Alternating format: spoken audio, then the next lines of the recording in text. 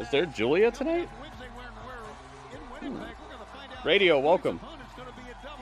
Radio's in the building. Welcome, welcome. Oh, Triple A is in 1 hour. Oh, that's what you were talking about. Triple Mania. Aha. That's what you were talking about. I was like, we got an hour. There you see it. We're going to find out on Wednesday, but Swerve, and yes, this is Swerve's house. As you can tell, we have a phenomenal crowd here at Daly's Place tonight.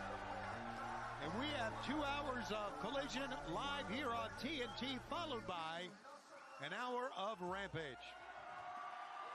First time we are going to hear from the new world champion. Fans are standing everywhere right now. Big moment here in AEW. Ladies and gentlemen, the man standing in front of you today is the boss of bosses. The man standing in front of you today is the anointed one in professional wrestling. The man standing in front of you is one hell of a wrestler.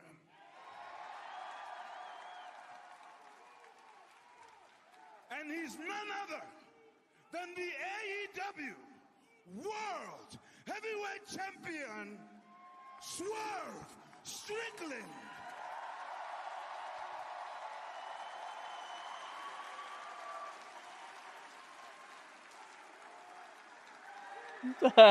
Lord Brother Darkness with the Sheamus old-fashioned bangers. It's the burgers, though. It's like a Wendy's thing. Okay, we're on. Man, oh man, what a week we've had here in All Elite Do you Wrestling. see Jesse Ventura in WWE 2K25? I don't know. Collision Engage. Champion with Willow Nightingale. Come on, Internet. By the grace of God, Adam Cole, he can walk. Adam Copeland got missed in the face by the House of Black. Then we have Bryan Danielson and Will Ospreay tearing the house down, man. And then Jack Perry. Jack Perry returned to AEW and struck Tony Khan, our CEO, our founder of All Elite Wrestling, a man that put all his faith in me. And on top of that, the EVPs, the Young Bucks, the AEW World Tag Champions, they come down here and they put him in a pile driver and stuck him in the middle of this ring with whatever they're naming the move nowadays. And now this man's in a neck brace and there's Swerve's no house? We're live now, we're live. You know, see Tony Khan in healthy conditions. Is that Becky? Wait, Now, where? listen, Becky, where? tell you, I've done some horrible things, not only in this industry, The man but standing in front of you. in Oh. once, twice, 3, 4 times. But I don't know, some about 4 elite athletes coming down. What is and the beating man down doing in a fighter, AEW? a non-fighter, I would say. And Tony Khan, that sounds like a bitch move to me. Oh.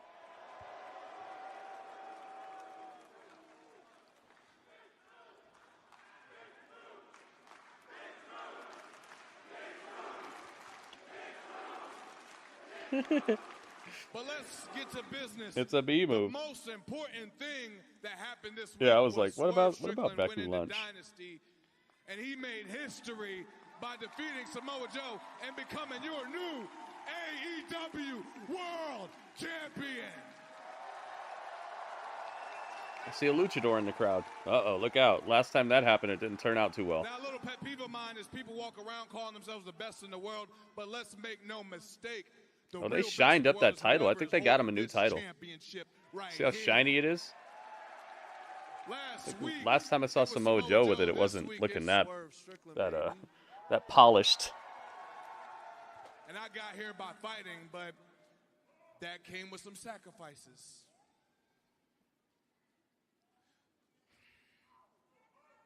The night that I won that championship, I went to my daughter, my oldest daughter, Anaya. She looked me in my face and she said, "Dad, I love you. I'm so proud of you. But I feel like I just don't know you.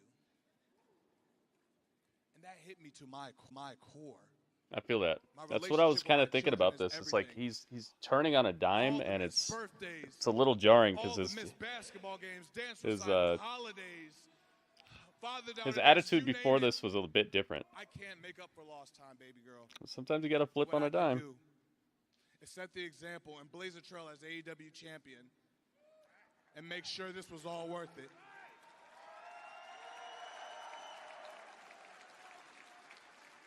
Nice jacket he's got on, too. AEW has set people in front of me, and I knocked them all down. This past week, Kyle Fletcher was just one. And you know what? I'm in a really given mood tonight. I say we have ourselves an open challenge, and I put this AEW World Championship. Oh, dang. Okay.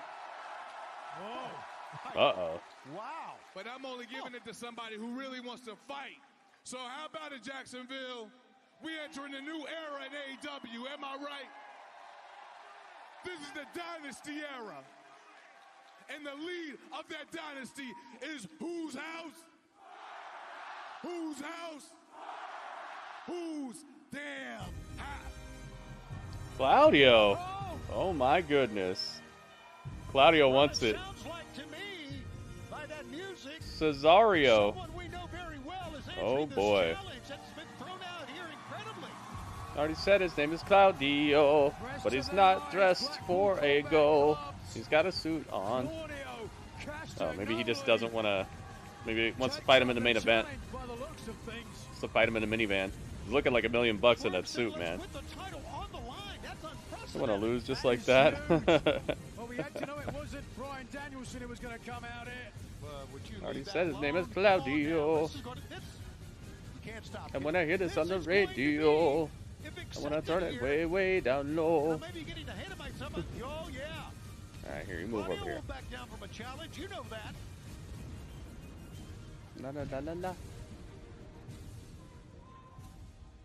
make him a little bigger. Like, move him up. There we go. Dang, Cesario. Eats pizza on the patio.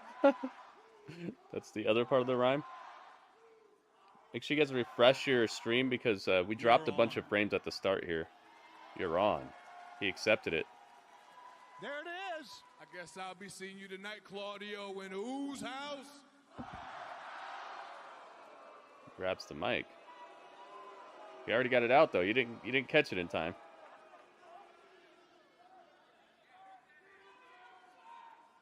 It's gonna be mine. It's gonna be Claudio's house. So there Uh-oh. you have it. I already Tonight, said it is Claudio's the house. AEW World title will be on the line.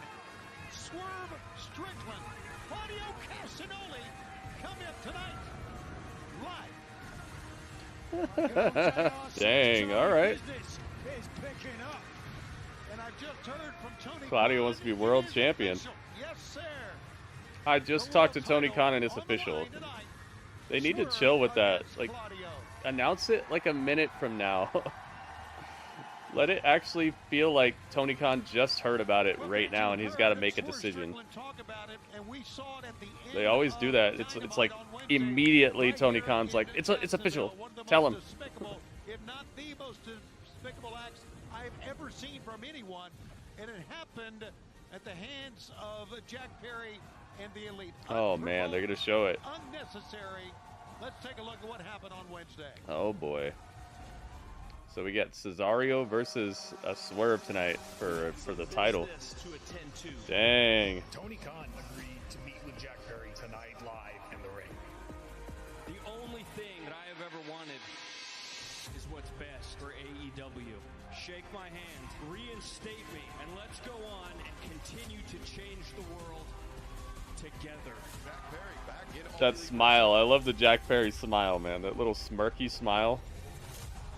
Oh, punched him in the stomach with the microphone. Of my career, and we just got what was coming.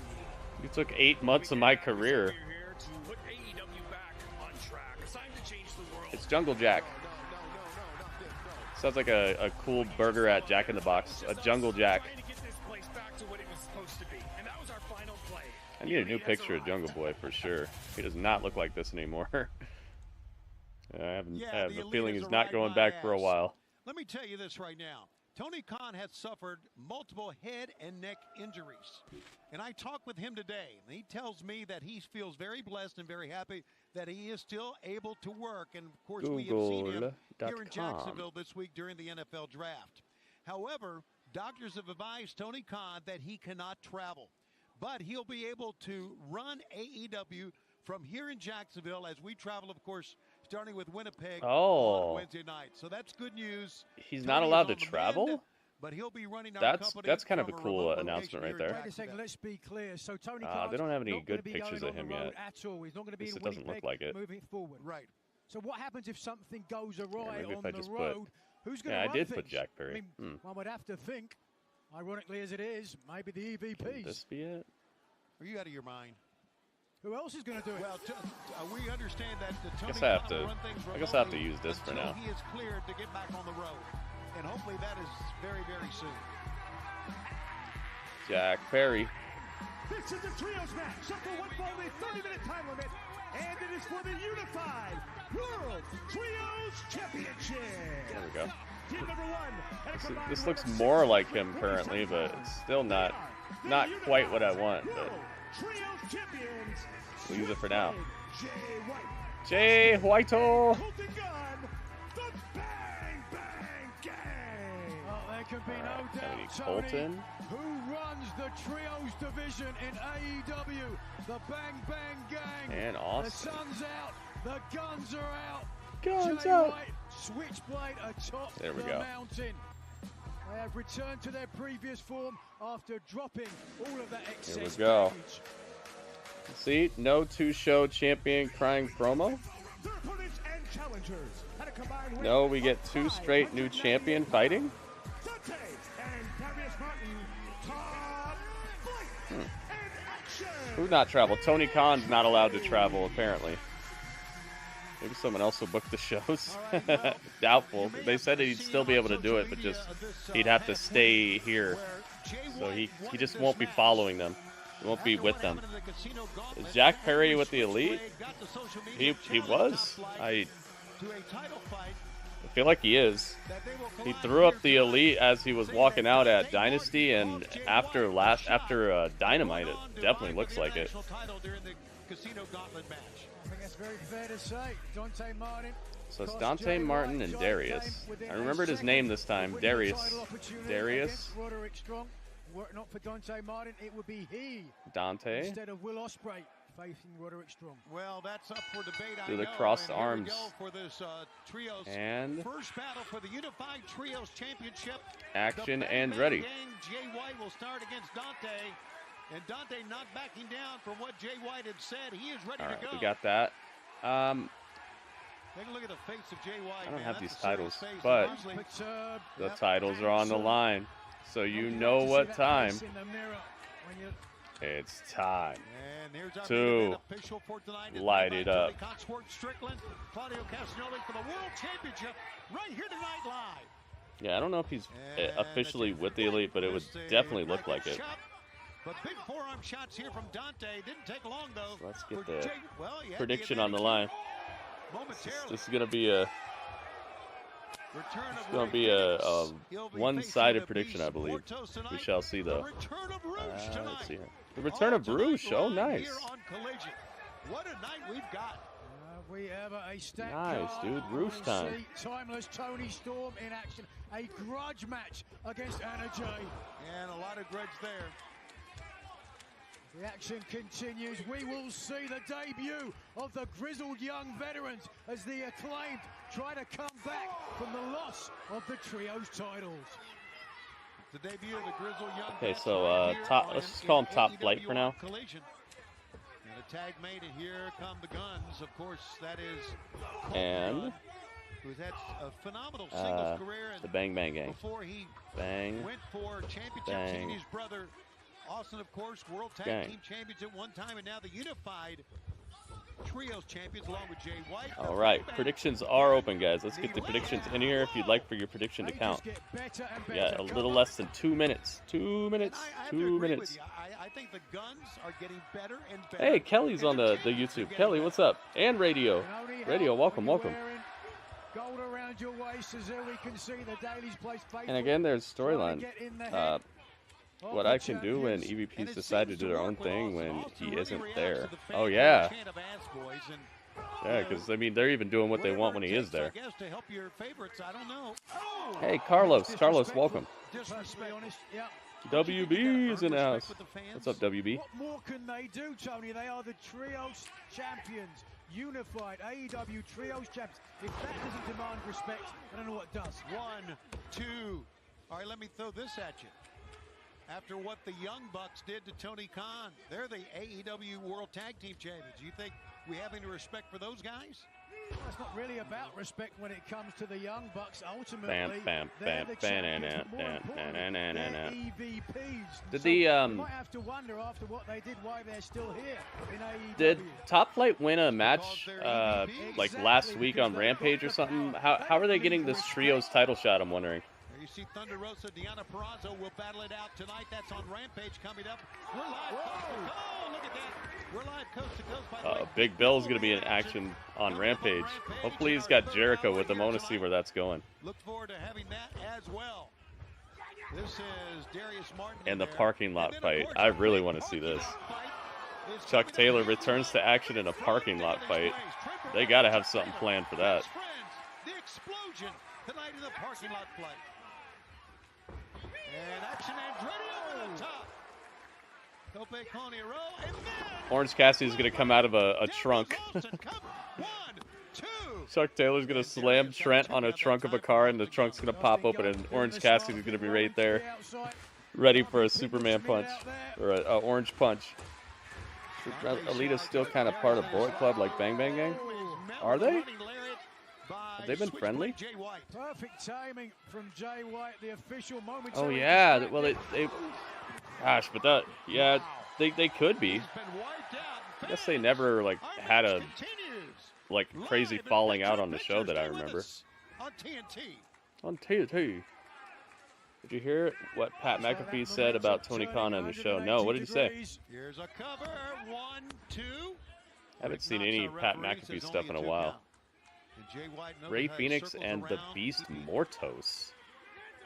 Who's the Beast Mortos?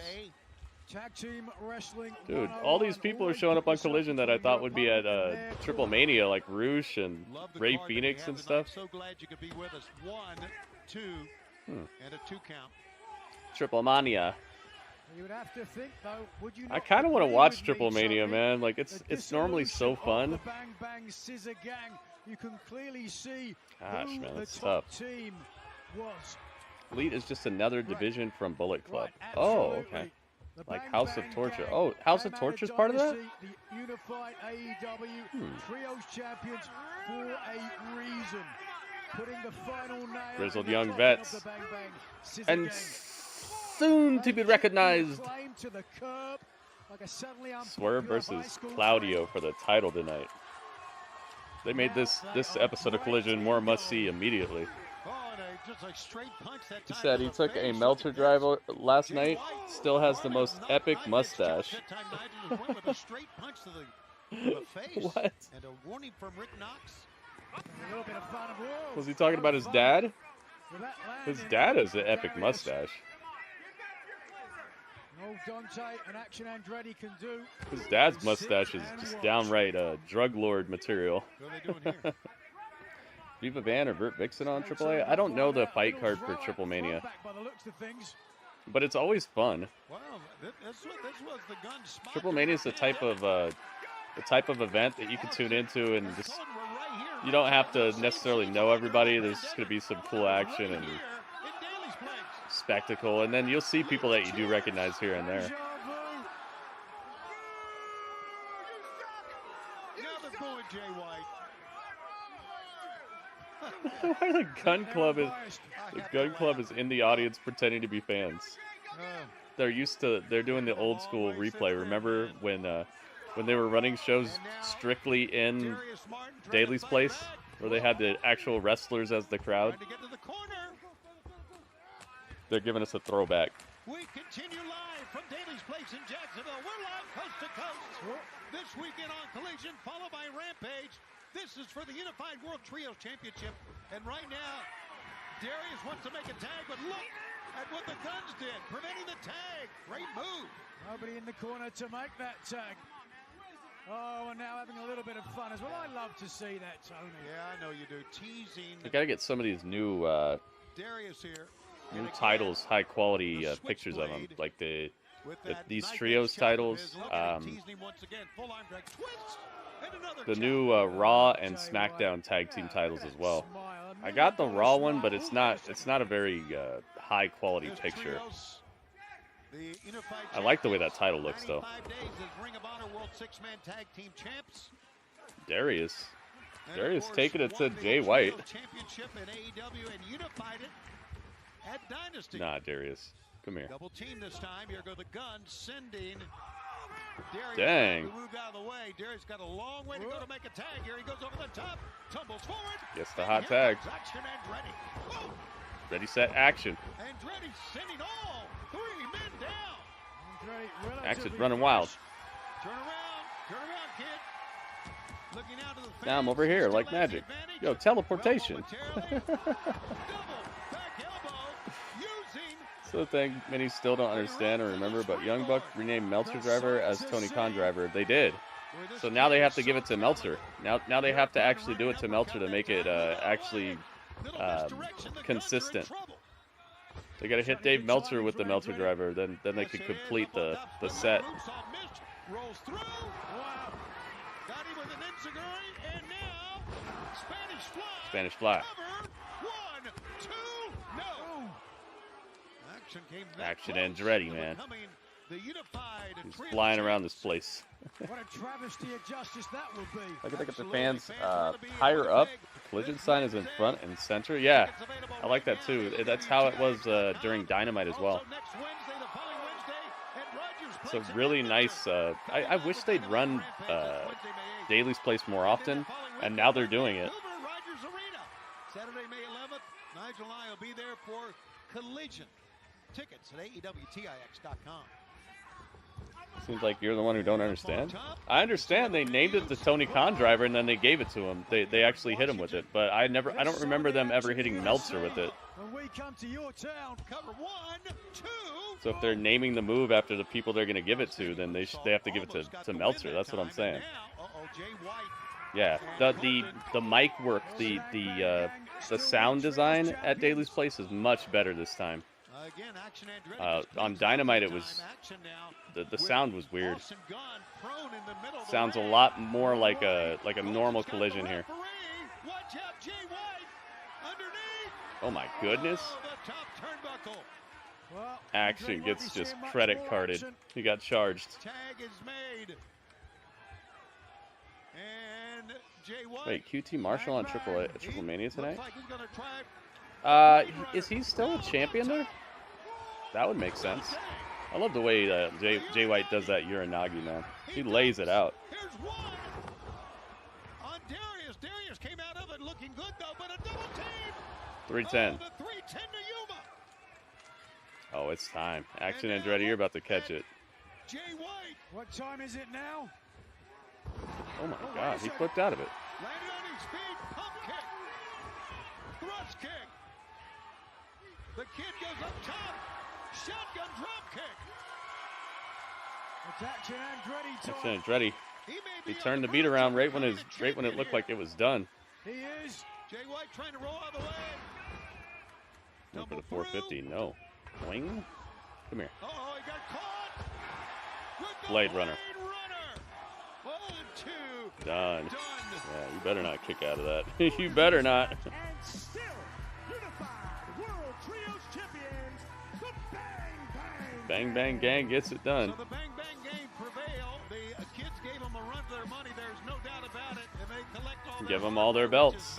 Give them all their jewelry. And the question is, who can their bedazzlement. Look at all these titles. in trios action. Rolling in titles. Took that one. That will go down in the annals of history. That's done. The reign Bang Bang of Gang the top keeps it. team in the trios division continues here in AEW.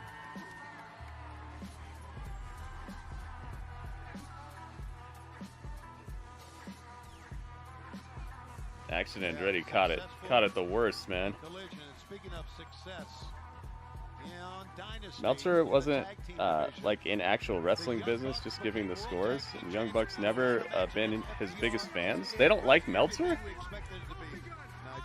Oh, I never knew that. That's why they named it the Meltzer Driver. You can see the action from the very beginning. Yeah, okay. Both teams willing to put it all on the line. Blood was spilled. I didn't know they don't like Meltzer. I thought they liked Meltzer.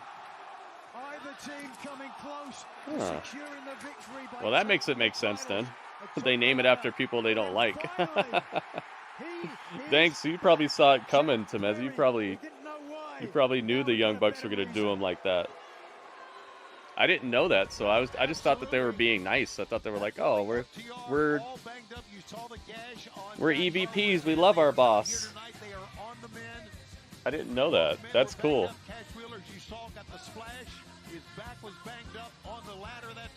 There they go, filming the ceiling again. But coming up next, here live tonight on Collision, the return of the dynamic Ray Phoenix. taking on the Beast Mortals. That is all next. The Beast We're coming Mortals. your way live. Can't wait to see Ray Phoenix for the first time in a long time. It's next, live on TNT. Saturday. They joke about Meltzer all the time. Yeah, but I thought they were just leaning into that like heel stuff when they did that. I didn't know that they legitimately didn't like him. That's cool though. There's story to it. Come on, I ain't watching this whole show just for Grizzled Young Veterans. Well, they won't be the main event, so you won't have to watch the whole show. But I could see them maybe waiting a bit more. I was surprised when they actually got it. Oh, okay. I was like, dang, so it probably wasn't a surprise to you then if you already knew. All right, so the winners are the Bang Bang Gang.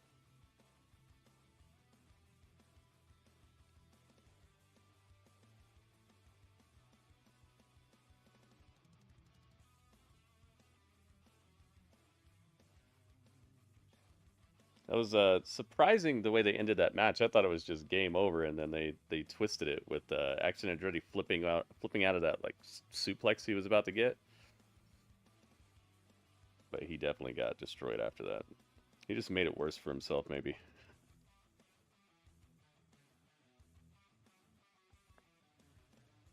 You waited for him to get it. That's crazy, man. I didn't know that. I didn't know they legitimately didn't like Meltzer. I would have probably figured it out if I would have known that. I thought they were just being nice by naming it after him. Or like being like kiss ups, suck ups, because you know how they've been saying all those corporate terms and stuff and just playing up the whole we run this place type of thing. So I thought that they were just being heels by naming it after the boss and kind of like kissing up. That's pretty cool. So it's kind of like they told us what was going to happen just by naming the move after him. It was a good match. A little long for sure, because these guys, the top flight, they hardly ever win. So I don't know why they should be wrestling that long against the brand new champs, but yeah, could have been worse. Could still be going on.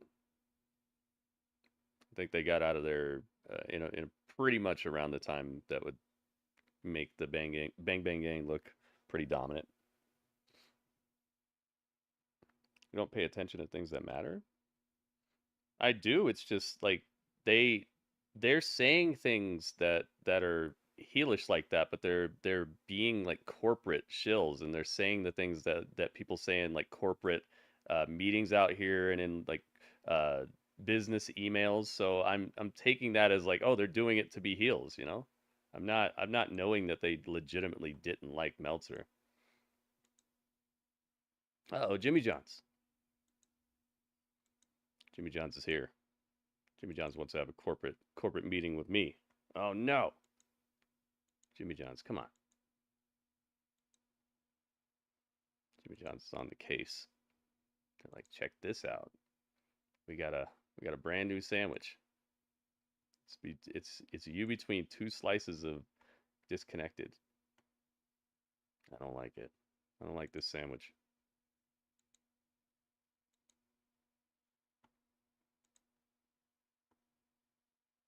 House of Black? House of Black.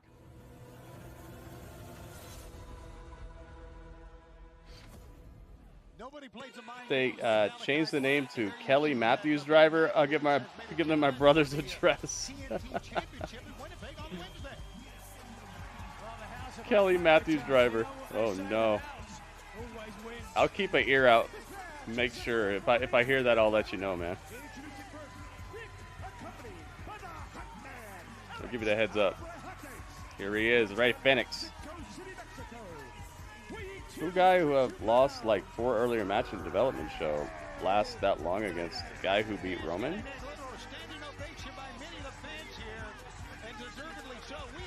What guy? What guy are you talking about, Temezi? When he lost that international championship, he had some great title defenses, but lost to Orange Cassidy, and now he's back. He has suffered a hip injury. He has returned. Phoenix is here. World champion here in AEW. Cero miedo. I want to see who this guy he's fighting is. They've showcased some pretty good luchadors that I've never heard of on this show. Especially that guy that Danielson fought. What was his name? Hechicero. I think that's his name. Hechicero.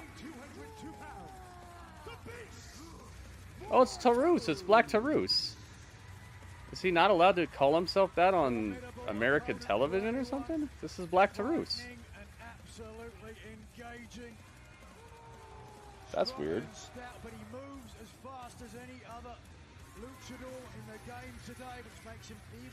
Oh, Carmelo?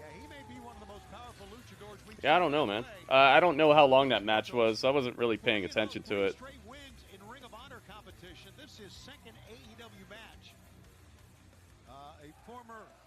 Probably because he just got called up and they want to make him look like a threat.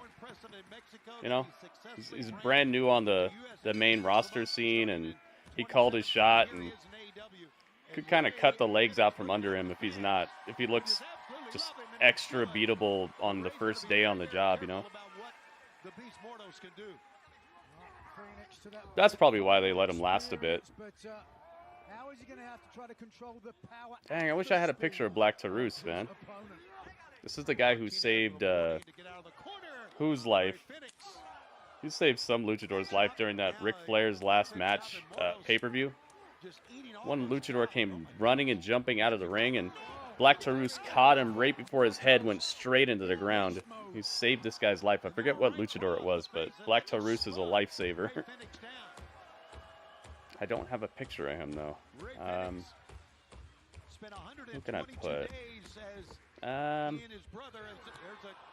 could put Ivar. He kind of looks like Ivar a little bit, but just not as portly. I'll put Ivar, just so I remember who it is.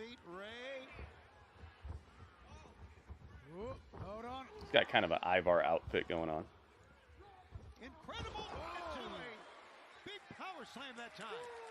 Oh, AAA owns his other name. El Masco Jr.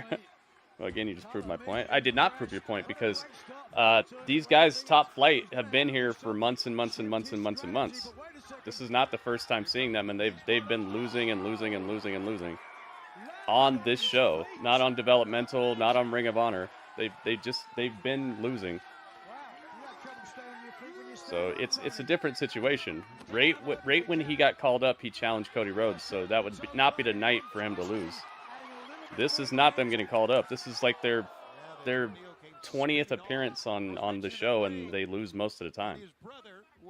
So it's not the same situation. they've had opportunities to make these guys look good. Carmelo just got to the main roster, and so it's a brand new audience.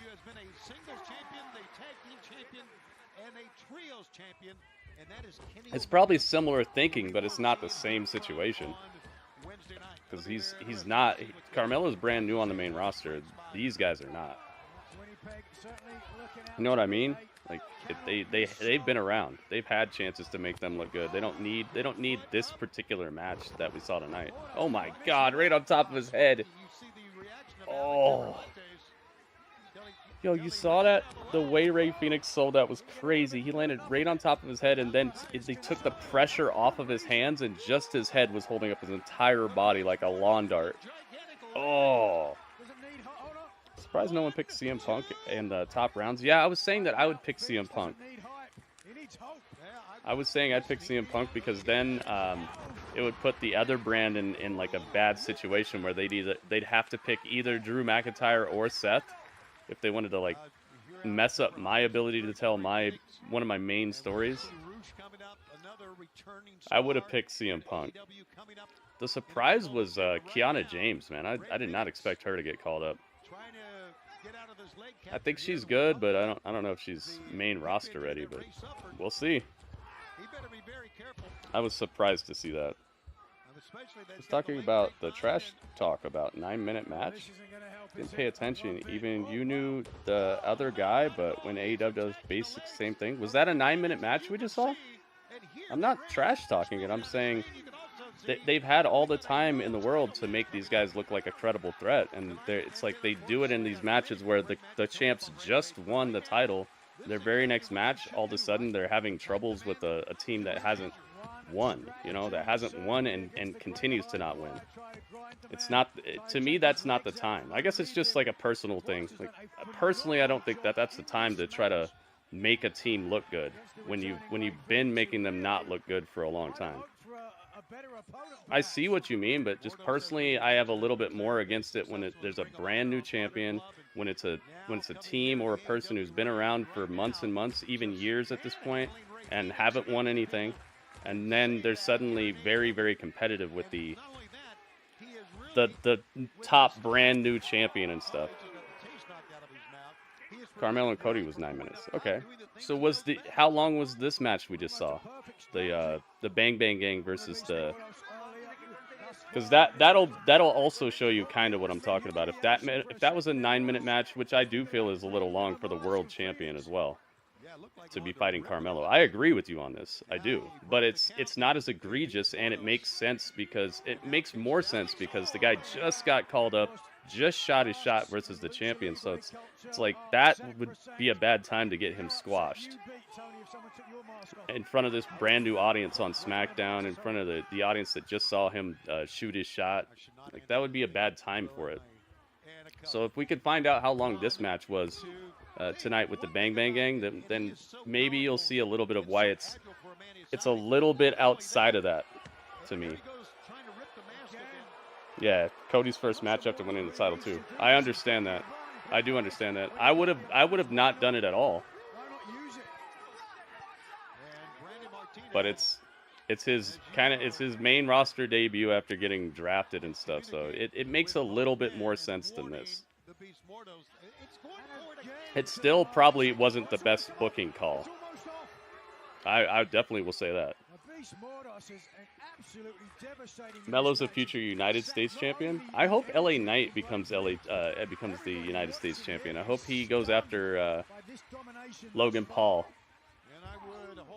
Even though I like Logan Paul's matches more than LA Knight's matches. I just think it would be a good story, good promos between the two of them.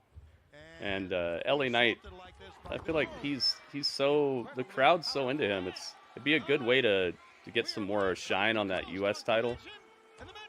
I'd be down with that. I would definitely be down with that. One thing about the Beast Mordos is he is very, very intimidating with that. Trying to let them show their skills against Tip Top, it's bad suddenly? No, it's not bad suddenly. It's just when it's overdone is what I'm talking about. There's no problem with, I have no problem with someone having someone looking like a credible challenge to a champion. It's just the timing of it and how long the match is. I understand all these people should be able to hurt each other and they should be able to wrestle. Nobody should be getting outright squashed if you're ever going to use them, but there's just times for everything, man. I think there's a time and a place. And I think they just do too much sometimes. Phoenix yet to get out of the gate. So much experience here in Roosh in action, still to come. Who's he gonna beat up? He should beat up Jack Perry. We'll talk about that match at all. Talk about you saying usually when like the guy you don't know from PWG shows up and fights 9-minute match against Samoa Joe after he won the title. You would have criticized AEW more than you did when WWE. With WB, even it's basically the same thing since your boss has said NXT is developmental show. And after this, I've got to be honest with Tony, it would not surprise me to see the Beast Mortis with some much bigger opportunities in the future. It depends. If that person just got signed, I might be okay with it. If it's like the newest draft pick. If Tony Khan says, I'm bringing in this guy, he's our #1 pick, he's the guy I've been looking for, and then he has a 9-minute match with Samoa Joe, I'd be okay with that. I'd be more okay with that because he's supposed to be the guy, you know? And that's their chance to prove it. If they said that. A lot of times people just show up here and I'm like, who is that? And then it's not like they're a big deal or anything. It's not touted that way. It's just like, oh, here comes this guy, and then he does have a 9-minute match with somebody who's supposed to be dominant, and it just looks a little weird because they don't get that. They don't get an introduction. It's like if all of a sudden Darth Vader's fighting somebody and it's just some guy you've never seen before and he's having mad problems fighting him. It might be an interesting story if they did it once in a while. And we're like, yo, who's this guy? Oh my God, Darth Vader was having problems with him, and I want to see what happens next. But if that keeps happening over and over again, it kind of becomes like the Boy Who Cried Wolf, where it's like if they don't use the guy like that again, then it starts losing that.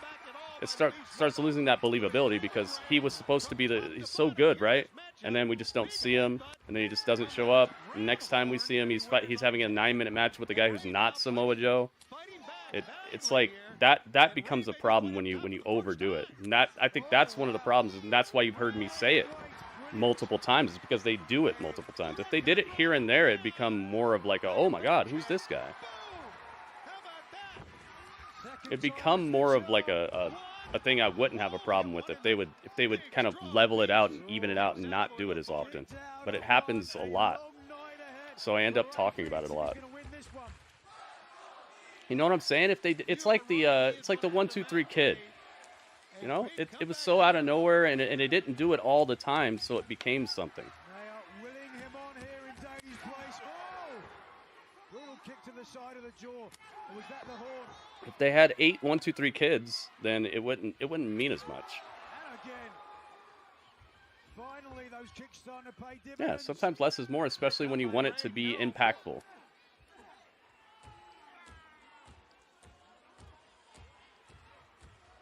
A much lower center of gravity. Oh man.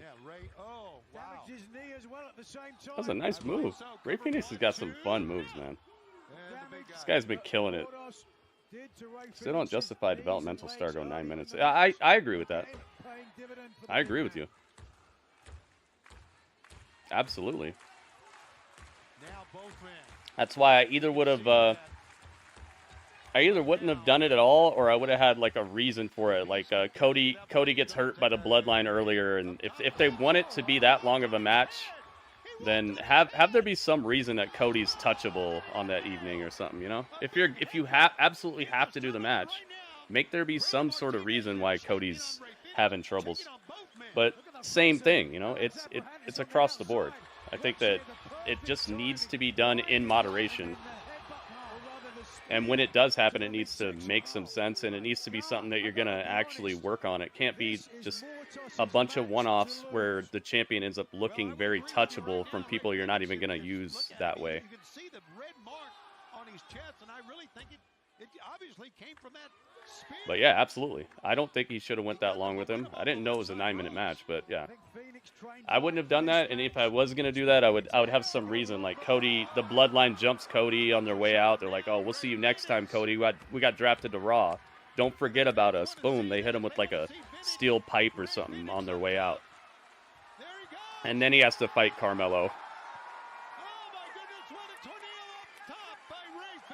Especially if you're going to have Carmelo still playing up that he's a heel. He could be like, oh, I'm going to take advantage of that. And he's going after Cody's injured leg or something like that, or going after the injured ribs. And that way it makes sense if you want to showcase Carmelo like that. And it would also make sense that Cody's not in tip-top shape. But can Phoenix follow up? Forget about the fans, they don't count. Yes, they do, Nigel. You know that as well as anybody here. There's only one count you need to be worried Phoenix about. off the top, one-footed. Ray was caught by the Beast. Ray Phoenix jumped up on the top rope with one. Oh my God. The Beast countered it.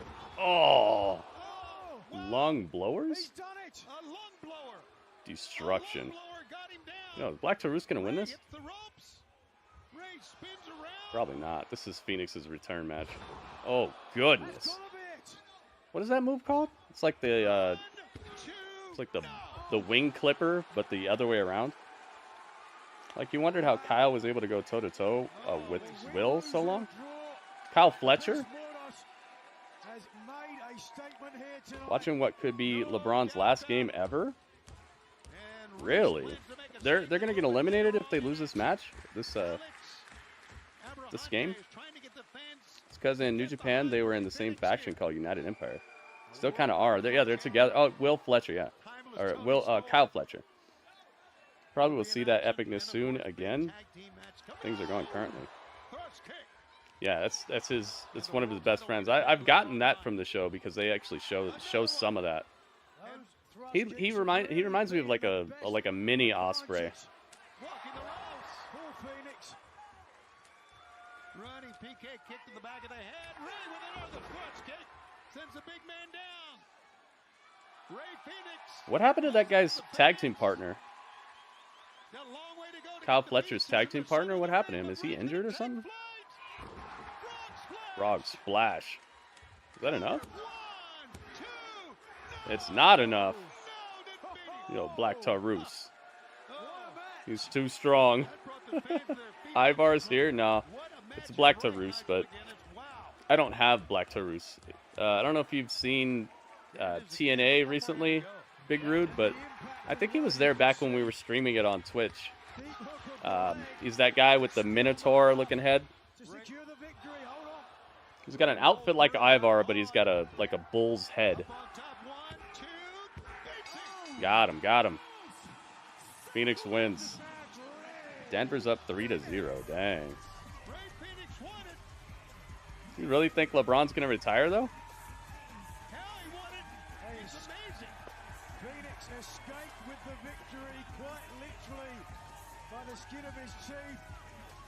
Security guard ran up on this guy who was trying to get close to Ray Phoenix. How about Twitter wants to tell that he's Sky Blue's boyfriend? So you know he's winning in life. Oh God.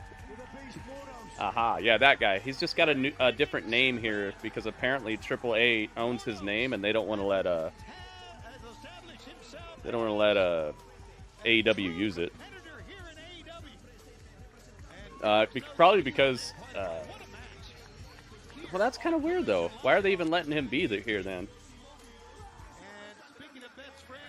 Oh, maybe he's not with them anymore.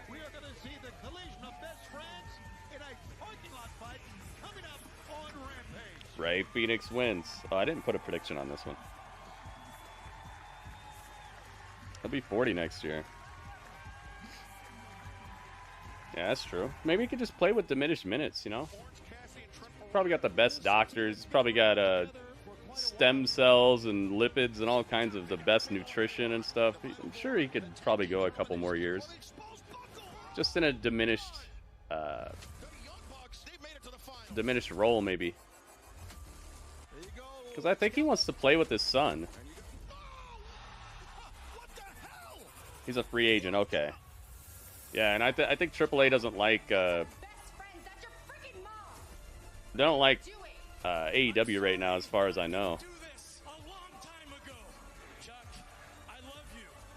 Well, I don't know if they don't like them, but I've noticed them like decreasing their working together, especially because they don't like CMLL, and Toni wants to work with CMLL. We've seen the people from CMLL, so I'm sure AAA is not too hype about AEW right now. Orange Cassidy, this past Wednesday at Dynamite, we saw Trent attacking you. Same thing with Pentagon. He can't use Pentagon Jr. Ultimately, oh.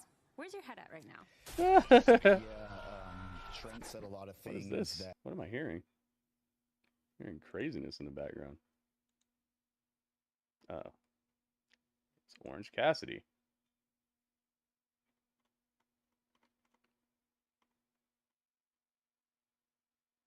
Meet us in the ring. We are Mexicans. It's not about liking, it's just trademark stuff. They have a feud with CMLL though. They don't like each other, remember? They don't even allow each other to be on the same fight card or work with the same company. Like that's why you see certain people in like New Japan and like CMLL people and stuff like that. They have a legitimate feud in Mexico, CMLL and AAA. Yeah, it's always been that way. That's what I'm saying. So they're probably not too happy with AEW working with CMLL. That's probably why AAA, you haven't seen their athletes really hanging out here recently, because the CMLL guys have been around. So that's what I'm saying. They probably aren't too hype about that.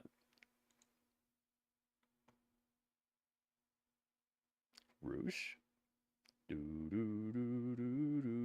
Is Roosh a free agent too then?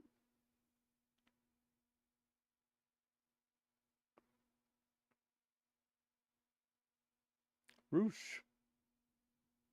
Dang, Jimmy Johns does not like Roosh. Okay. Roosh is awesome, man. Who's he fighting? He has let LaFaccione Ingobernables with an iron fist. And he returns to AEW action for the first Who's time this guy? since December when he was in the Continental. Yeah, I've worked with AEW from day one. Even Pentagon was there. They didn't let him use Pentagon Jr. 12 wins in these past 20 matches. Yeah, they have worked with him, but I'm saying recently. Recently, they probably are not too happy with AEW because they're working with the competition. They're working with the people that they have had a feud with for years. Who's this guy's fighting? He does not let his opponent breathe. Absolutely smothering Stone. Roosh, a two-time Ring of Honor World Ay, Champion. ay, ay. Dude, Roosh is back and he's doing the same stuff, smashing fools. They use Roosh just like Lance Archer here. Yeah, he's a savage though, man. I like him and I like Lance Archer. Roosh known for his violence and brutality, and indeed, yes, using TV cables for his advantage.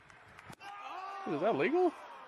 And he was really smart with that chair, sliding the chair away to get the the ref couldn't see it. And as referee Stefan Smith, They aren't pity like WWE. They aren't pity. Roosh was whipping Martin Stone with Don't worry, they're good. cables. Yeah, I like Lance. I like Lance Archer and Roosh, and I think they both are a little better than they get credit for. Listen to this.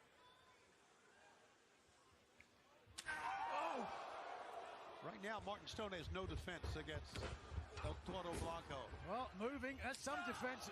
Whoa. A running elbow I like his shot. boots too. Roosh Oh my God. elevates him up against the middle turnbuckle. Roosh trying to kill this dude. Phoenix looks like he's out of gas. Yeah, Phoenix. Well, he hasn't wrestled in a while, but that was a pretty long match as well. And he was dealing with a guy who's probably what? I'd say almost twice his size. So that's a lot of heavy lifting and a lot of work. Oh, good Lord. You mess with the bull, you get the horn. He'll get back in the right ring shape though. But that's Good Lord. what the You heck? mess with the bull, you get the horn. One, Stop, two. and two smoking Got him. barrels. The winner of this match, Nicely said, Nigel McGuinness. Tarus too has a contract with AEW. Oh, he's actually one of their superstars? I see. To make his way I didn't see that graphic. I didn't see the All Elite graphic for Black Taurus. But maybe I did, and I just didn't recognize that it was him because they might have used a different name or something. Jeez, man. Taurus is trying to kill this guy. Who's going to come out here and save this guy we've never seen? Anybody?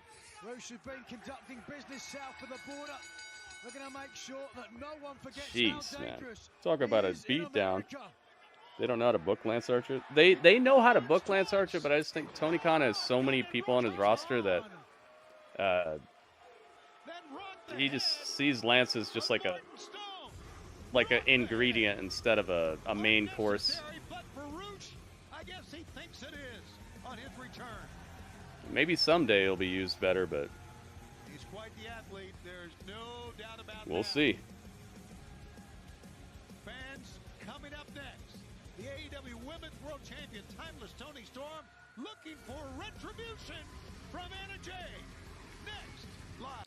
Looking for retribution from Anna Jay. But has a new name character because of AAA stuff, owns the gimmick. I see. Oh, so his mask is probably brand new too. Kind of like what they had to do with Luchasaurus because of that legal stuff, which actually wasn't heavily sought after after his AAA contract. It was rumored to be like Nia Jax hurt a lot of people in his matches. I could see people being scared of his style. He's definitely he's rough. He's very stiff. But I think that works well for me, dude. One of the things that has kind of, I would say, lessened a lot of the impact is just a lot of people look like they're just trying to do moves, and there aren't a lot of people who really look like they're in a fight, look like they're actually trying to hit you with stuff. And if you notice, the people who are considered the best wrestlers in the world are normally the people who look like they're trying to actually hit you with stuff. I think there's so many people who think that it's about the moves instead of about the potency or the delivery. And so you get a lot of people who think they're walking in the footsteps of somebody like Will Ospreay because they can do the moves, but they're not understanding why Will Ospreay is actually that good, why he's considered to be one of the best in the world. It's not just because of the moves he does, it's how he does them. It's about the facial expressions, about how he looks like he's actually trying to be in a fight with somebody. And that's something that is missing from a lot of these wrestlers we see out here with these. They can do it, but they can't do it.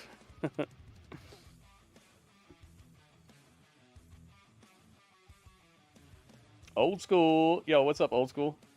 That's another thing. Yeah, we've been watching classic historical battles where we go back and we watch the old Raws and old WWF pay-per-views and stuff, and a lot of those people are just really... I watched Triple H just like 2 nights ago, and the way he was elbowing this dude in the corner, it was just so good looking. You could tell the guy wasn't getting actually rocked and concussed from it, but it looked great. And it's stuff like that. The old school delivery of these moves. And I know the old school wrestling isn't as, a lot of times isn't as technically sound or as acrobatic as today, but the delivery was good. So the moves didn't have to be as robust, but they would still be relatable. Like, dang, that's gotta hurt. The plan is that unless it's Kenny Omega, who they still want as their mega champion because of his work and name value, if they can get dates on him, they don't want the titles on AEW wrestlers because of difficulty in confirming dates on them. Oh, I see. So Kenny Omega is probably the plan. At least right now. I wonder how much business he got them. Seemed like a really good time for Triple Mania and all that, or for AAA. AEW bought a Spot Fest company in Ring of Honor, and now they're becoming a Spot Fest company themselves. I don't really watch Ring of Honor, so I can't really speak to what's going on there, but I definitely do see a lot of moves happening that don't have that same type of impact I'm looking for sometimes. But that's everywhere. It's just, like I said, it's something that's happening that I'm not... What's the message that you're trying to send? It doesn't make me as into the matches. On one hand, you have the great champion, Toni, it's Serena Deeb, who everybody loves, one of the greatest champions in this company's history. And on the other hand, you have the I'm glad she's getting some TV time now. The obvious #1 contender to the AEW Women's World Championship. Injured? Who's injured, Linda? And after everything that I've been through over the past 18 months, how hard I had to fight to get back here. Failure Oni is not an Lorcan? option. Who? Where are you seeing Oni Lorcan, Jeff? And after 4 years of everybody telling me how great I am and how I should be champion, I should hold that gold. Yeah, but imagine putting him in a match with Seth, Roman, AJ, Styles, who you're paying a ton of money and he hurts them now for months. Women's World Champion. Toni, this isn't a movie. Yeah, I could see that being a concern. Dang, this is real life. This is not a movie studio. It's not a TV studio, Josh. Turn these lights off. It's Toni Storm. Dude, what is this voodoo I keep hearing? I keep hearing my PC saying something, but there's no pop-up. The AEW Women's World Champion, Timeless Toni Storm. Are you ready, Toni? Are you ready? I'm ready. It's shoe time! It's shoe time? I'm getting it over. And there is the Mariah May. Those old school guys knew how to make a punch look good. Exactly. And that's why they didn't have to do all this stuff. It's gone into direction that's kind of like where I think that the movements aren't matching up with the devastation. Uh-oh, it's the shortening bread. My little baby loves shortening. My little baby loves shortening bread. She's been getting a lot of matches recently.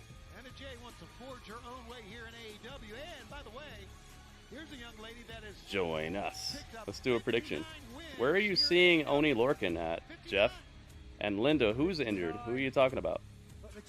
Make sure you guys let me know who you're talking about, because I'm talking about a bunch of things, and if you don't like form a complete sentence, then I might get off track or off what you were originally talking about, and I'll be lost trying to get back to what you were actually saying. Not on TV in front of millions of fans.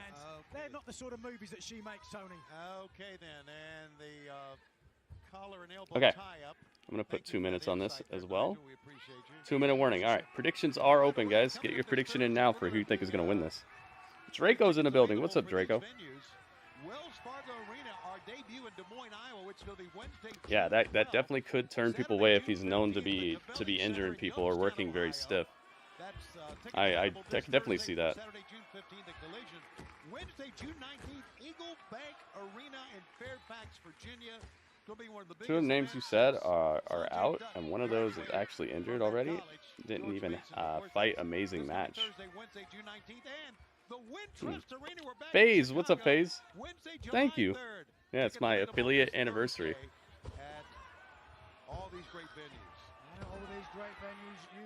Thank you guys for being here. If you're enjoying the show, if you like what you're seeing, if you like this hangout, please consider chipping in. Please consider supporting the stream, guys.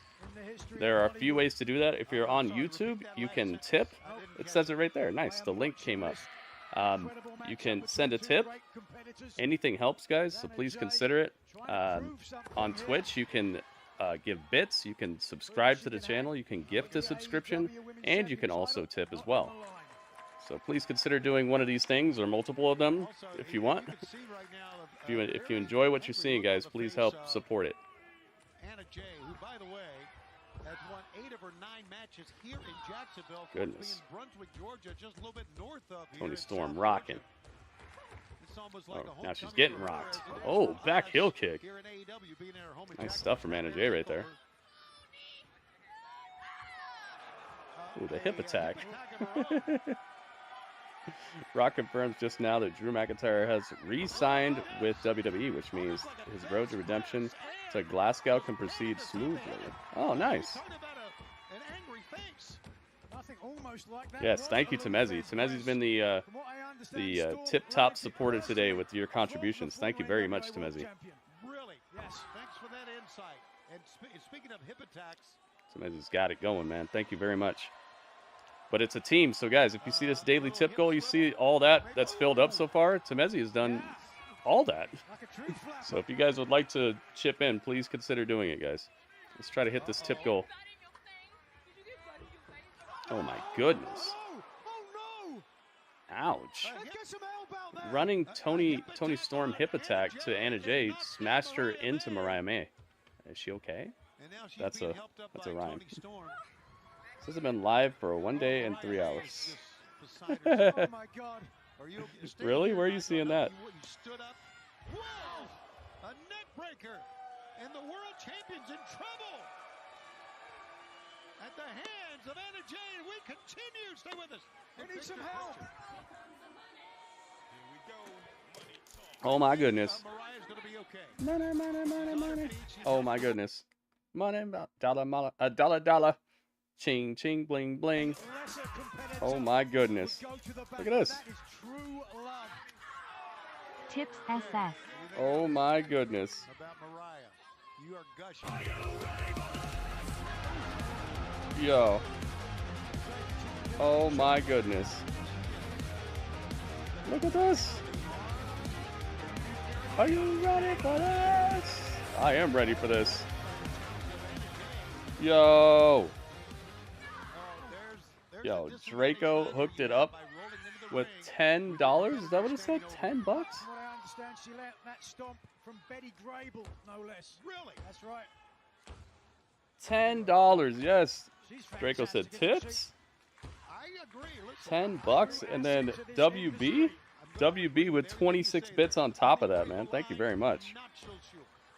Oh my goodness. Thank you guys. Thank you very much. The chip in is happening. Thank you very much. WB with welcome bits. And Draco with the Iron Throne. I see you, Draco. Immediately took a hit though. WB took a little life off. WB's gunning for the throne, the Iron Throne. Chat champion status. Jeff still hasn't told me where this Oni Lorcan sighting has been cited. And Linda still hasn't told me who's injured.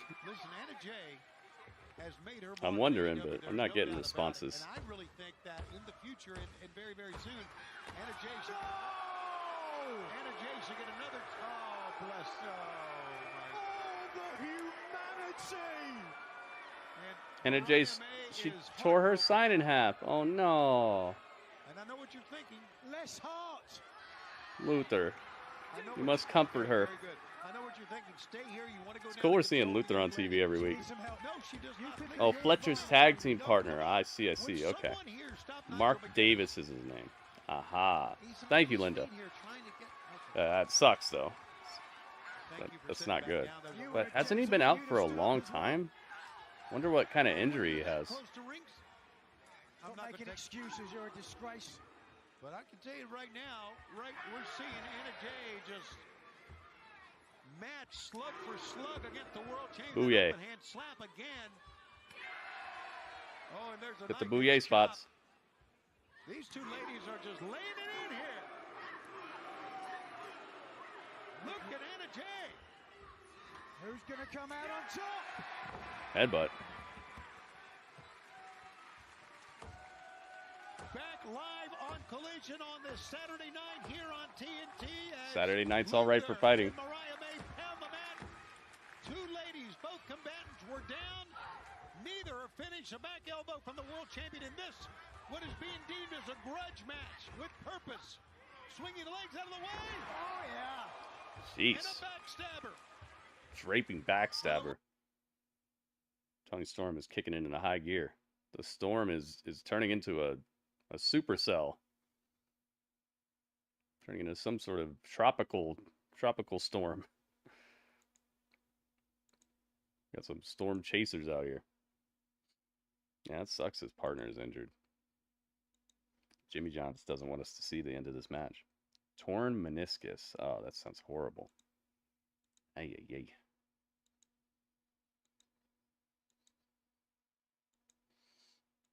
Okay, Jimmy. I see you. I recognize you. I acknowledge you.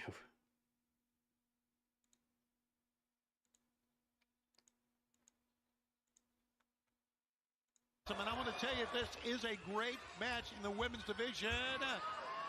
Little gory special. Oh, no. Dang, Toni Storm's getting tenderized out here. 1, 2, can she win it? No. Now, the title not on the line, but one would have to think if Jay was able to pick up a victory over the champion, she would earn a future title opportunity. Jay had a 15-match. Oh, is this an eliminator match? Did I miss that? You love your statistics, you know. I sure do. 1, 2, no. Attention to lead out the champion. Yeah, Linda, thank you. You might be a little behind. Make sure you go you tap the live button. You might be a little behind. It happens. I've dropped some frames tonight, so everybody should refresh their stream every now and then because I've been having some internet issues today. Okay, thank you very much. That'll be the Canada Life Center. Oh no! Here's a. Oh no! It's the Queen Slayer. Tony still signed them and paid Mark's hospital bills. Tender Tony. She went from a micro burst to a supercell in a matter of minutes. WB heard what I was up to. Eddie McRae, yo. Welcome. Eddie McRae. It's not in disguise. TNT title. Nice. Dude, Adam Copeland versus Malachi Black for the title. For the TNT title.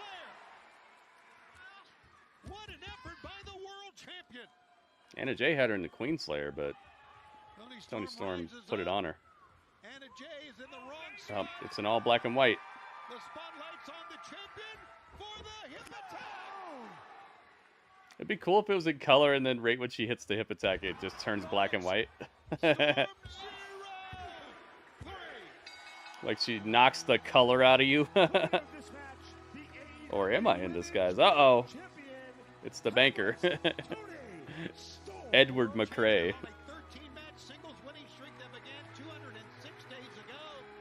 That's cool. He paid their hospital bills, even though they're not working right now. Great news. Mariah May is still okay. Thank God for that. Yeah. Well, you know, I would agree. I would absolutely agree. Well, you're all hurt. You are, Tony. Nobody crosses the AEW Women's Champion. Thanks for coming, Anna Jay. Celebrates with Mariah May in the ring. Fans coming up at the Dang, nobody was on Anna. They were like, nah, man, it ain't happening. Yeah, I want to see this parking lot brawl, man, or parking lot fight.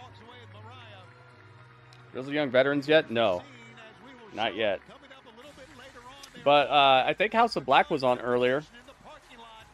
Jimmy Johns had me during the House of Black promo, so I didn't get to see if Julia was with them or not.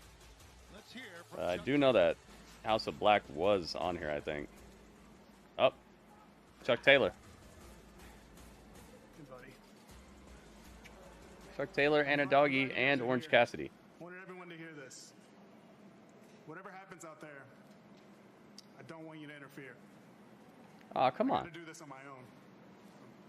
Thank you.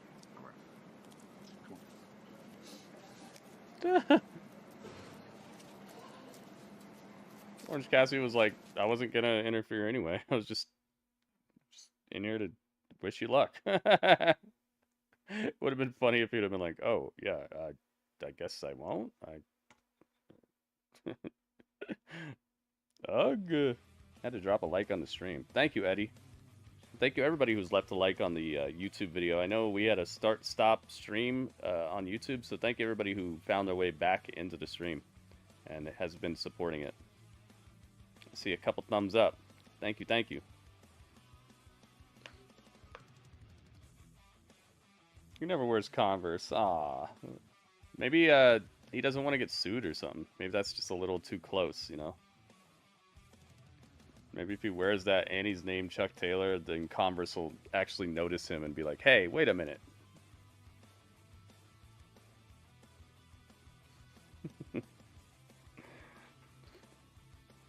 Plus, does Converse even make any make shoes anymore? I hardly ever see anybody wearing Converse besides those just normal Chuck Taylors, and those are probably not very good to wrestle in. There's probably a couple reasons. Yeah, we're about to see some of these nice cars get busted up, I think. Somebody's going through a windshield.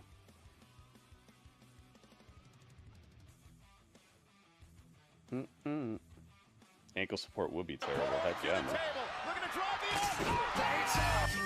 Oh my goodness. Yo. They talk to me. All designed to keep you safe. Radio with the tip. What is it? What could it be now? What could it be now? Do, do, do, do, do. Radio, thank you for the tip. $2.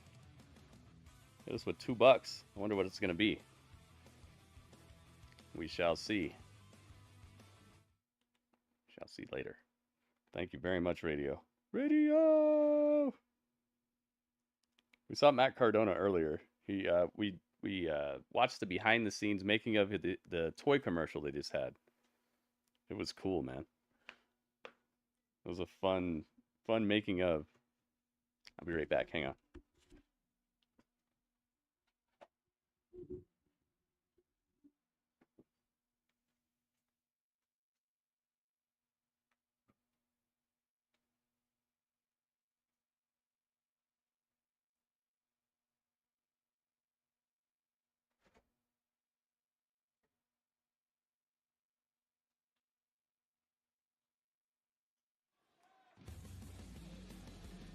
Good to have you back. We are live here on Collision at Daly's Place in Jacksonville. This tag team match is set for one fall a 20-minute time limit. Team number one in the combined weight of 401 pounds. James Drake, Zach Gibson, Grizzle, Young, Veteran. Tony, I have been waiting this ever since it was announced. The vets finally getting their shot, and unintended puns aside, world travelers, schedule grinders, one of the most prolific tag teams in the world today, are ready to score the upset that they don't consider an upset. They think they're favorites in this match, and mark my words, they might just well be. Their opponents being accompanied by Daddy Ass, the Acclaimed. Yo! Listen! Yo! Acclaimed on the mic, bring the flavor like Bailey's. Damn, it feels good to be back here at Daly's. Grizzled young vets, I could only yawn. Drop you on your little ass neck like Tony Khan. Drop them off like a tic-tac-toe. We gon' send these dudes back to the impact zone. Grit my teeth, do not make me laugh. You better bite the pillow when we get up in that ass.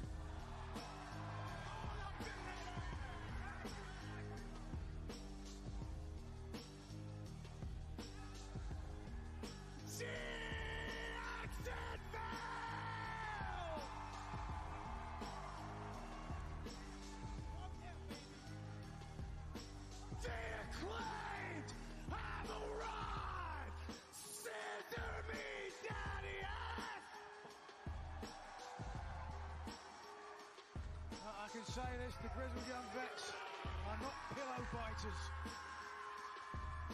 James Drake, Zach Gibson.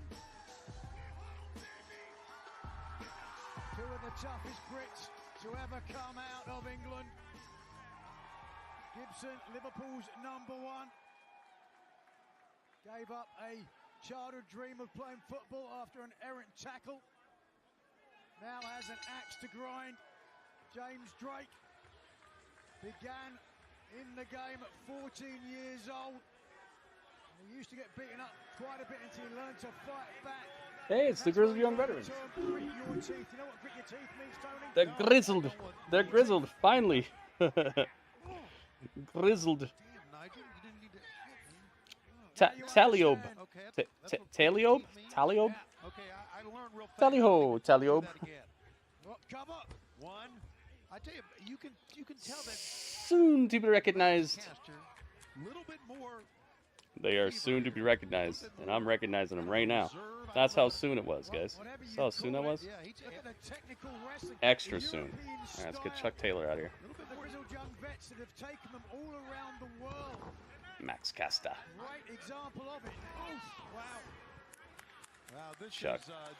Chucky T's got to go. By the way, and it's great to see the GYV here tonight. Oh, by the way, again, I just think Max Caster and Anthony Bowen's very angry about what happened at the hands of the Bang Bang Gang. Oh, what are their names here? At Dynasty. Oh, look at that. Combination neck breaker and a backstabber. One. Oh, he did a rap? Oh, man. Right, they did.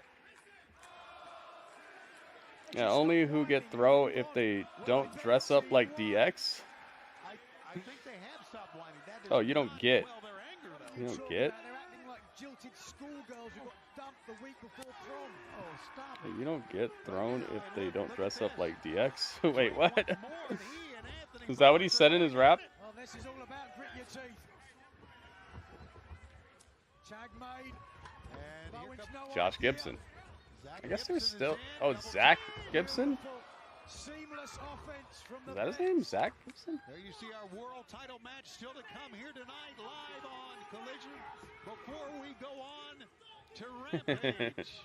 Thunder Rosa, Deonna Purrazzo. Get over here. Look at the block that time by Bowens. Big Bill will be in action on Rampage coming Zach up Gibson? live. His name was Josh Gibson. In that parking lot fight. We saw the parking lot. I haven't heard their names in a while, though. Chuck Taylor, Trent Beretta, Chuck tells Orange Cassidy, stay away. Yeah, from Zach this Gibson. match. I gotta do it on my That is own. his name. Okay. Into the ropes. Yeah, I haven't heard these guys' names in a while. I know James Drake. I got him. I thought it was Josh Gibson. Oh, I was joking about other comment from earlier. Oh, okay. Yeah, dude, I think Gargano and Ciampa should go here, man. Maybe trade them for gosh, who would you trade? Who would you trade from AEW to WWE for Johnny Gargano and Tommaso Ciampa? Who do you think would maybe be oh my god. Yo, he jumped off of Gibson's back, kicked Caster in the head and landed on the apron on the outside. That's cool. You see his hair blowing in the wind. I love Daly's place, man. I'm not lying, Tony. Claudio and Moxley. Trade Claudio and Moxley back over? Love your shirt. Thank you, Alice. It's one of my favorite shirts. I gotta find my Roman Reigns shirt. I missed that shirt. Liverpool's number one, Zach Gibson. Put a prediction on this one, actually. Tony, he is bigger than the Beatles. Okay, now you're lying. He's bigger than the Beatles. Really? On the outside, right now, Max Caster is just at the mercy Acclaimed. GVY. Sorry, GYV. GYV. Good Lord, it's not a good night for you, Tony, is it? It's been a great night for me. All right, here we go. Predictions. Predictions are open. Winnipeg and Calgary.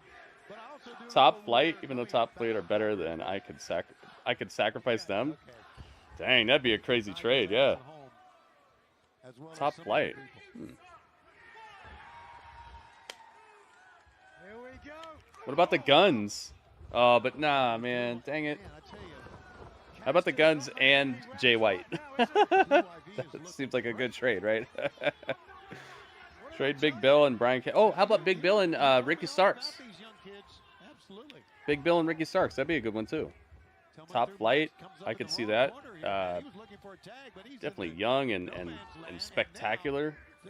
spectacular ability, high flying ability. But yeah, Big Bill said Brian Cage.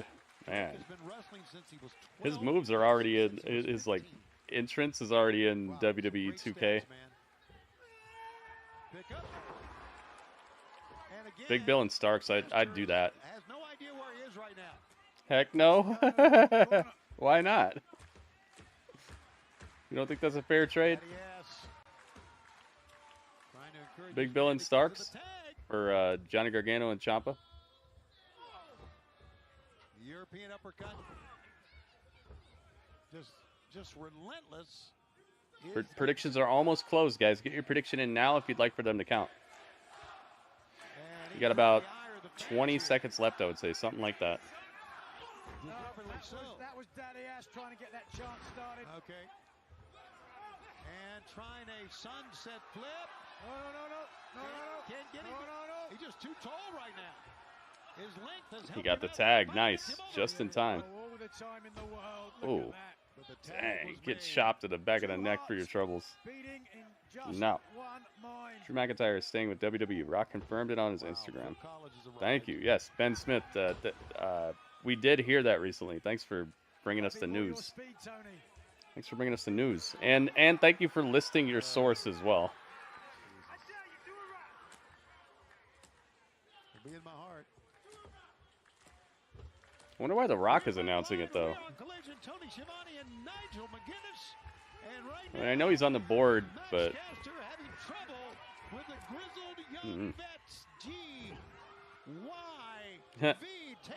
Oh, he got it right this time. Tony Schiavone got the GYV right this time. Time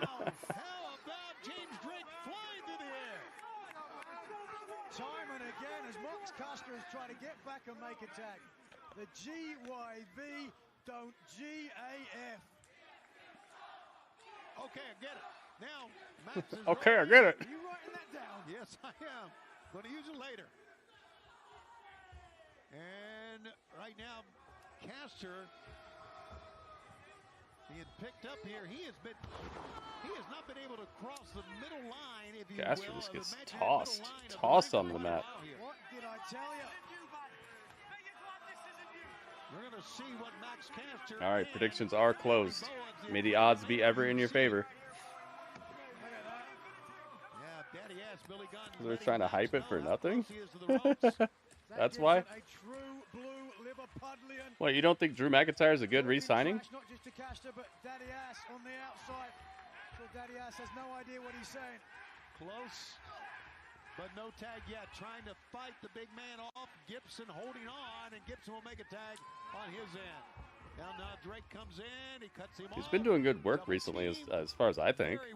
I've been way more entertained by him than the last couple of months, where he was just the mystery third partner and weird matches and stuff, and just being a happy guy. I've liked what he's been up to. The rare miscalculation from the grizzled young vets that gave Bowens the opportunity to make the tag. Boom! Oh. He is fresh. Famouser. Everyone loves the Acclaimed. Fired up, needless to say, and he got caught with a back elbow. Well, Caster just tagged himself in. I think you're right. Caster made a blind tag.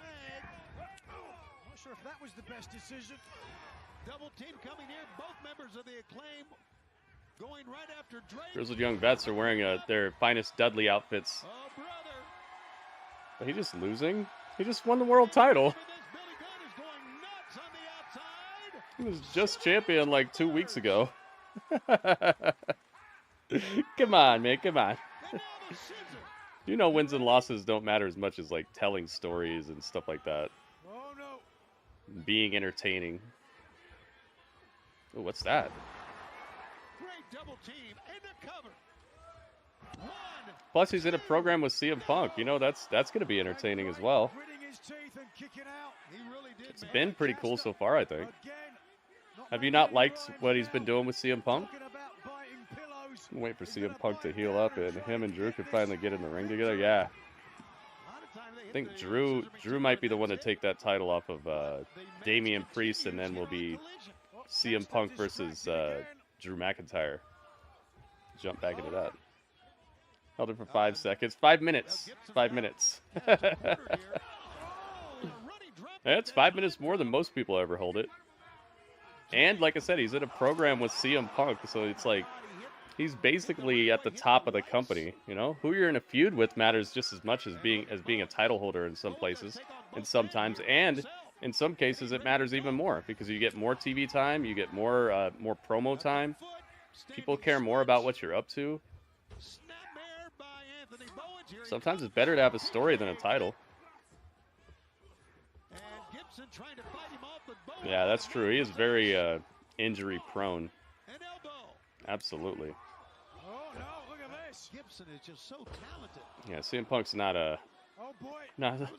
the most dependable wrestler right now, but he's entertaining though. Oh my goodness, coast to coast. Coast to coast. Bowens is toast. Oh, he kicked out of it. Yo. Backstabber into the coast to coast. Tag team maneuver.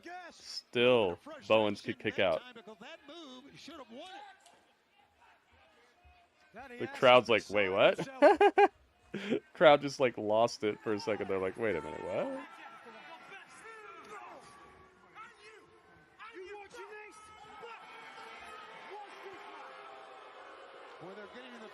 They're working heel here. They're working heel here so that the crowd will cheer the Acclaimed. I think the crowd really wanted to be into the Grizzled Young Vets, but they're working heel this whole match.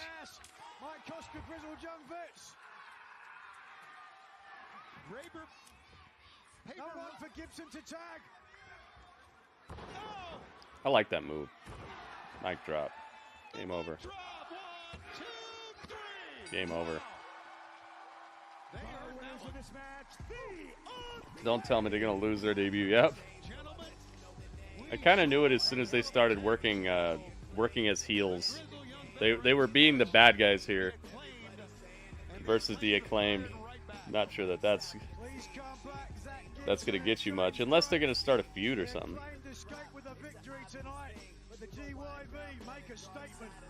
There you go. The Acclaimed. Yeah, the crowd kind of didn't care about that when it hit that end, and I don't know, I could tell kind of why. Well, later. Aw. But there might be some Julia Hart. I don't think so, but maybe she will show up. I don't know. Hard place to get full reaction because TV because outside area. Yeah, I mean, the way that they mic this place up does kind of hurt them, but we heard the crowd loudly at the beginning of the show. I think that they just kind of lost some interest near the end there. We'll be able to gauge it more thoroughly when some other people come out here. But I've heard the crowd tonight. So I wouldn't necessarily say it's just because they're outside. I think the crowd just kind of got sucked out of it.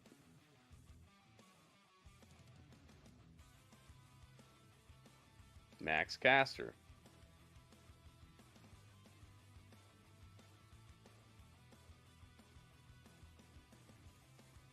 James Drake. And Anthony Bowens. It's definitely mic'd up better tonight than it was on Dynamite, though. So I like I said, I don't know if it's just the outdoor thing. You get points to no one. Should have just canceled it. There's only one person voting, but whatever. Yeah, I was thinking about doing that, but it was only 120 points, so I was like, it's not that big of a deal, you know. Keep it fair.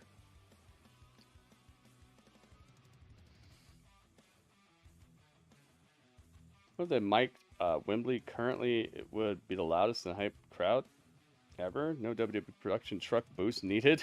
You need some Woo energy drinks. Yeah, bring out the cordyceps. Bring out the mushrooms. Has anybody seen that in the wild? I have not seen it in any stores. Have you guys seen Woo energy drink on the shelves?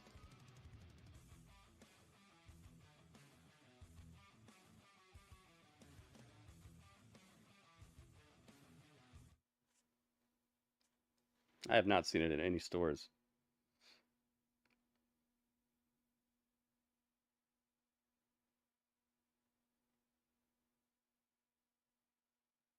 Actually, even haven't seen any advertisements for it either. Besides on here, I haven't seen it pop up on YouTube or during one of these commercial breaks. I haven't even seen any advertisements for it. I wonder if it's only an online thing.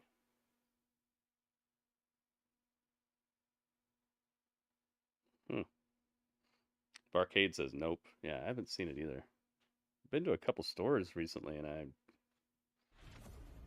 not there. You haven't seen it in a long time? Oh, you've seen Woo Energy Drink before, though, Alice? Shibata was on the bad end of a Shane Taylor beatdown, who didn't like the end of the match. Well, Hook didn't like that and took it to Tiger Soul Lee Moriarty.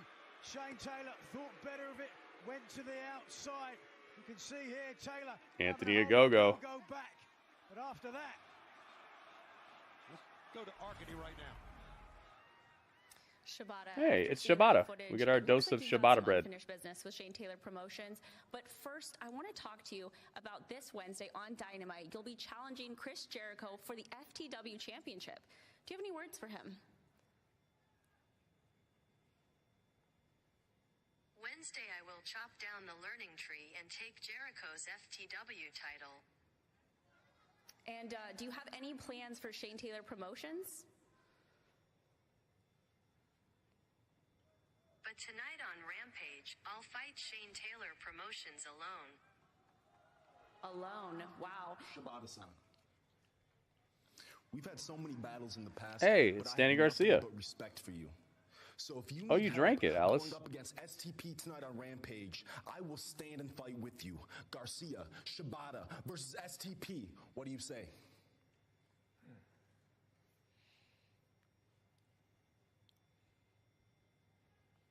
Okay, save the last dance for me. Save the last dance for me. How did you have that prepared? Who says Shibata doesn't have Is this a new interviewer? I don't know if I've seen her before. I love Translate on the phone. Isn't that great? Translating. It's weird how he already has it. That's right. The AEW World Championship. Were you surprised that Swerve Strickland? Did you hear Drew is re-signed with the WWE? Rock confirmed it on Instagram. Yes. Yeah. A few people have come in here and said that. Thank you for telling me, though. And thank you for listing your source as well. The caliber of Claudio Castagnoli to come out and be the first person to challenge him for the AEW title. Castagnoli, the linchpin of Blackpool Combat Club, now leading by example after Destiny saw the end of Bryan Danielson's Odyssey. Do what? I'm sorry, repeat that last one again. The end of Bryan Danielson's Odyssey. The end of Bryan Danielson's Odyssey. You're so full of it. This dude, Nigel, hates Bryan Danielson, man. He's been hurt. We know he's going to take a few weeks, months, whatever it is, come back. But do you think he's done? He's still coming back. Of course he is. Like Forrest Gump said, stupid is as stupid does. God, why don't I lead you into this? Anyway, here's Claudio ready for the world title match. Here's the world champion.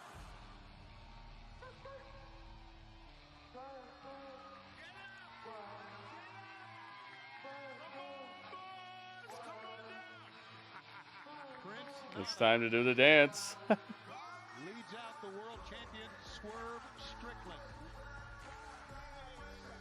And if Swerve makes it past Claudio and is still the world champion, we will find out who the challenger will be at Double or Nothing. It could very well be Claudio making the challenge for Double or Nothing. And who the opponent will be, we're going to find out live this coming Wednesday when we are in Winnipeg. By the way, Sunday, May 26th is our day for Double or Nothing. They got the crowd dancing. Mistake for Drew part, I mean, losing to fragile ego, fragile body, fragile mind guy. Who, CM Punk? I thought you liked CM Punk. You're like half the reason I even know about him. Like, I know about his career.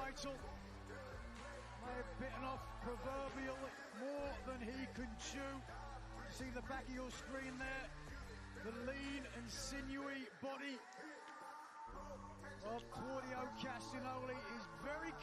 Swerve, winner, drive. Yeah, swerve, winner, drive. Swerve when you drive, guys. Illustrious career.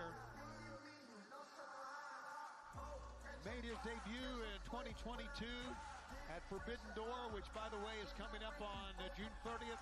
Oh, I don't normally hear this much of this song. In Long Island. And let's make it official tonight for this world title match. This title's so beautiful, man. I wonder who designed this thing, man. This is one of the best looking world titles. It is set for one fall. One fall. 60-minute time limit, and it is for This title's so gorgeous, man. Oh, so I can hate him now? Like you like Cody when you hated him in AEW? I hated the way he was acting in AEW. And I didn't hate him. I just thought that he was like, it just wasn't working. It was obviously not working.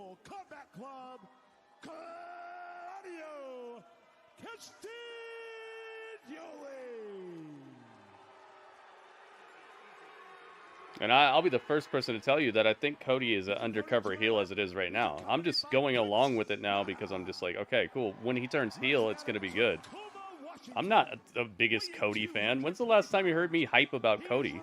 I'm not over here talking about finish the story and stuff. I was thoroughly on the Rock side and Roman's side and all that. I wanted to see him get smashed. I just tolerated him because I was like, all right, this is the guy that at least it's working here. At least it's actually being incorporated into the show in a way that's not being so like out of left field. Yeah, but it wasn't working. I didn't like the way he's acting. I don't like the way he acts now. I never said I liked it. I'm just saying it's working and it's presented in a way that I'm tolerating it, but I was never in his corner. I didn't like him here and I don't like him there. He's just tolerable because it at least fits. But I'm not down with the Cody stuff, man. I'm not over here like, I mean, I'll sing his song and stuff and I don't think he's a horrible wrestler, but I'm not like backing Cody. And a member, of course, of the Blackpool Combat Club. All right, titles on the line, so you know what time. It's time to light it up. Let's get the predictions on. See who you guys think is winning this. And of course, a member of the Blackpool Combat Club with John Moxley, Wheeler Yuta, and Brian Danielson, the American Dragon. We all know where the weak link is there. Oh, stop it. Cesario. Good takedown that time, still holding the waist lock here. While we are talking about Brian Danielson, we got to admit, there we go. Predictions are open, guys. Get your prediction in now if you'd like for it to count. Oh my goodness, we're going through the table. Tamazi's putting people through the table. Oh my goodness. Look at this. Look at this. Yo, Tamazi, thank you for the tip. $5? Thank you very much. Whose house? Swerve's house? Tamazi putting people through the table. I remember you hating him right after he showed up in WWE. You were hyping him up. I was hype about the debut. That doesn't mean I like him. I'm hype about like a huge signing showing up at WrestleMania and them obviously pushing him to the moon. I'm like, okay, cool. This is something good. This is happening. This is working. The crowd is reacting to it. It's happening. It's good for the company. I didn't believe that Cody was good for the company here. I thought it wasn't working. It wasn't clicking with the crowd. And the crowd agreed. You see what I'm saying? Like, it's just, I don't care about Cody. It's just, is it fun? Is it working? Is it happening, or is it not working? I'm not a Cody fan. I think he's a solid wrestler. I think he can talk, but I don't necessarily like his attitude, the way he presents himself and things like that. I'm not a big giant fan of Cody. It's just his debut was epic. The way he showed up, him re-debuting in WWE. Plus, he's got story there. He's got, you know, his dad and all that stuff. So that part I like, yeah. But him as a wrestler, I never really been down with him. This is for the AEW World Championship. People aren't taking the bait. Trust me, I know about the bait. Not from you, but I know about baiting the hook. I try to do it sometimes in here too. I'll play devil's advocate sometimes, and even like back an argument that I don't necessarily even agree with, just so I can get people talking. It's very nice of you to consider, Temezi. Catches the worm, but the second mouse gets the cheese. Here it is again. Oof. How about that, Nigel? How about that indeed? Not good for the champion, who may rue his decision for an open challenge for anyone to come out here and challenge him for the... Oh man, I forgot about that stage right there for a second. As soon as he hit him and he hit the stage instead of falling down to the ground, I was like, whoa, wait a minute. Thought something went wrong. Ryan, what's up? I'm more of a Dustin fan. Heck yeah, dude. I like Dustin, I would say twice as much as I like Cody. Maybe even more than that. Gosh, dude. When I think about them, there's just a completely different feeling. I'd say maybe 4 times. Probably 4 times more I like Dustin than Cody. Eventually WWE will run out of guys who work with Dusty.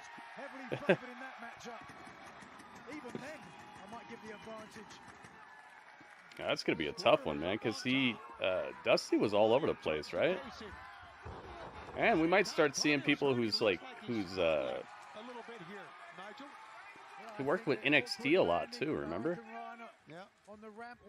He's been in TNA, he's been with the WWE, so we might start seeing people who were like kids of the people who worked with Dusty, something like that. Brings Claudio back up. Yes, here it comes again. Swerve. 2 of them, and he's holding on. The record ain't broke. Maybe by that time, that'll be when Cody turns heel. I'm looking forward to the heel Cody run, if it ever happens. Even more pressure and more leverage on that net. That's really when I'll start possibly liking Cody, like actually liking Cody, and not just tolerating him being around and just watching what happens. I'll probably actually start liking him at that point, Temezi, like really being into Cody, and then we can have this talk again. Then I'll just straight up be like, yeah, I like him now. I'm just waiting for that. Yeah, I know, right? Temezi, I've been waiting for them to run out of that type of story. It's cool for like just now, but it's really running thin with me.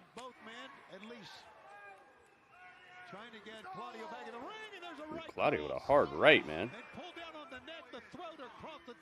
Ouch. Those ropes look tight too, man. Getting your throat put across these ropes cannot be an easy thing to take. Take your eyes off the opponent, you get kicked in the chest. And now Swerve, poised. Oh, nope. Try to kick him. And that right hand caught Swerve. Look at the power. Dude, military press. What are you doing with him? He threw him into the stage. Oh. He threw him into the stage wall. That's concrete right there. Ouch.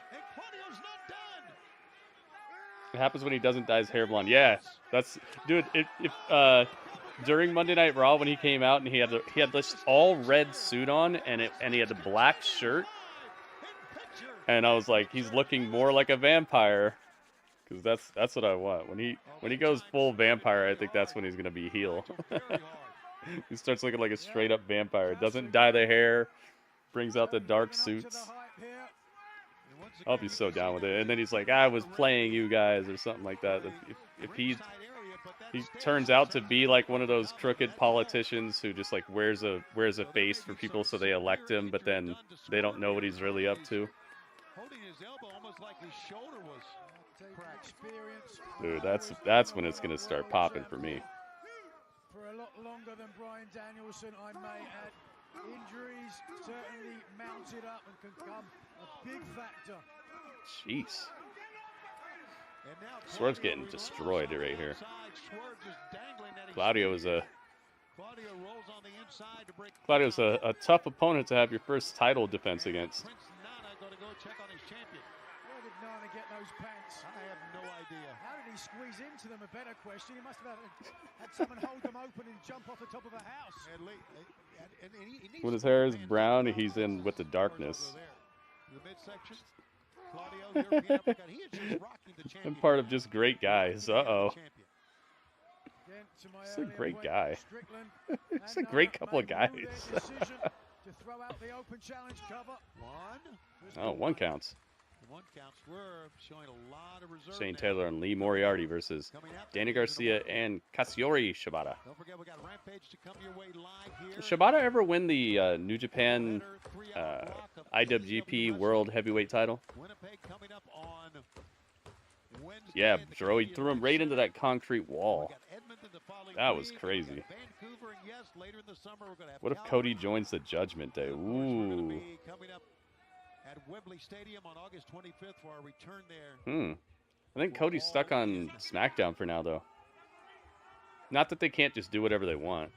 Not that we never saw people go to a different show after they were drafted to a show. That'd be kind of cool, though. Joined at each other while Swerve goes down to the mat on all fours here in trouble. Trying to mount a comeback is Swerve. Let's see what extra he's got left in the tank here. Trying to fight off Claudio, trying a little hand fighting. We are live on Collision. We are live on Collision. This match is for the AEW World Championship.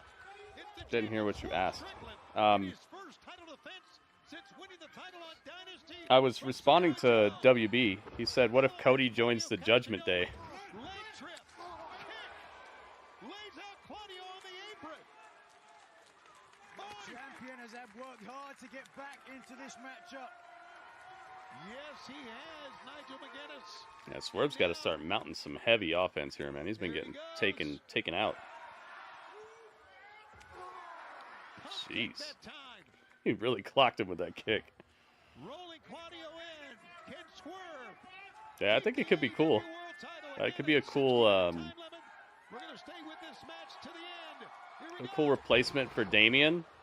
Maybe Damian, because he's been kind of acting like he's not going to be with Judgment Day forever. Oh, someone who won the New Japan title. Shibata. I was asking about Katsuyori Shibata. Claudio trying to show up Swerve, who got the feet up, rolling through. Flatliner, cover, 1, 2. Claudio's away. Oh, you hit him with the flatliner. You know what that means. Making Strickland really earn this one. Absolutely. Means we might be getting close to Claudio's curtain call. Here in AEW, we're the best wrestle. And there's the world champion getting all fired up. Calling out to the fans is Prince Nana. Ooh, chop you. Backhand chop that time by the world champion. And Swerve Strickland's not done. Oh, he walks right into a back elbow. Rolls through, here he goes. Luckily, I have a lot of really cool heels here, so there's a bunch of people for Swerve to defend this title against, and he won't have to worry about coming across a babyface that's going to get cheered more than him or something like that. So I'm kind of glad the amount of heels they have here right now, or heelish acting people. He was out before the 2 count that time, kicking at the 2. And Claudio seeking refuge on the outside. That's what I was thinking. Damien seems like he doesn't need anyone now that he won the title. Yeah, and it fits with the way he was acting from before as well. I kind of like that story. Swerve, as you can see, I still think it's the effect of hitting the. And if Cody's the one who like gets them to usurp and kick him out or something like that.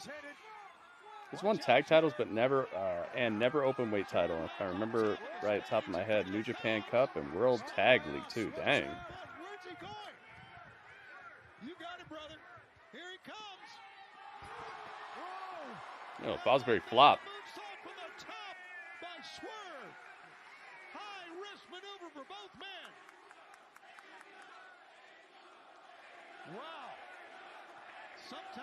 Give him your strength. Remember he had epic tag team feud with Chrono against Tenzin and Nakamura in, on 2004. Oh. What about the Intercontinental title? That white one? I used to like that. I used to like the look of that.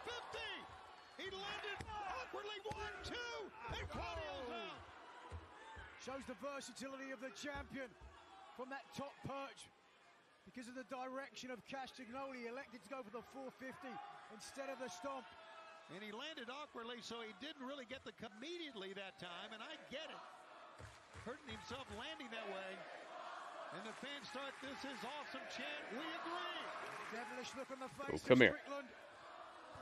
Swerve going for the clutch on him. No. Claudio puts it into that real quick. What is he going for here? I think maybe a Boston Crab or maybe... Oh! He stomps the champion! Dang, Swerve got stomped. Swerve caught a little dose of his own medicine. If you ever had the wind knocked out of you. Look, shallow breaths. Yeah, absolutely. Look at the eyes of the champion, though, Nigel. He is back into this full on. Now, European uppercut from Claudio. You want to see how that's done? Yeah, there you go. We saw that one coming. We dropped a couple more frames, so make sure you guys refresh if you want to be all the way on time.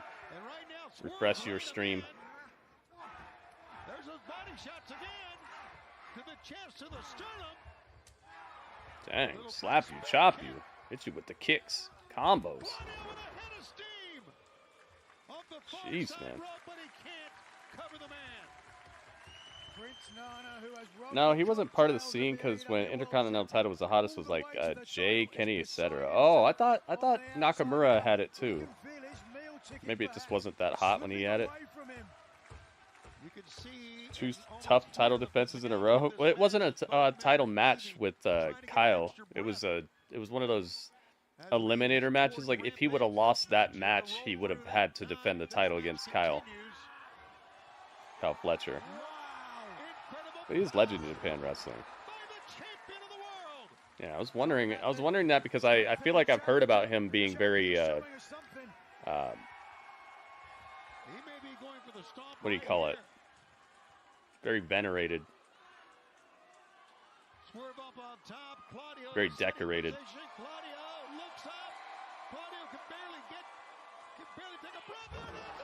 Swerve stomp. Wow, he kicked out of his Swerve stomp. Wow. That is the way Strickland beat Samoa Joe. But tonight, Castagnoli kicked out. Incredibly. Swerve Strickland. So are they switching his finisher to the house call? Because this is the second time we've seen this. If you can get him in position, he's got him in position. No, Claudio's got him. Uh-oh, get caught. The champion's in trouble. The champion's in trouble. Claudio. Intercontinental title came like 2011. This could be the end of Swerve's title reign. Only one title defense in. Look at Claudio. He's still going. He picks up speed. Yo, Swerve's still getting swung. And now, the sharpshooter coming up. Oh my God. We'll see what Center of the ring, sharpshooter. Claudio's got Swerve in trouble. Want to talk about big pressure. MVP was first champ, if I remember right. Oh, yeah.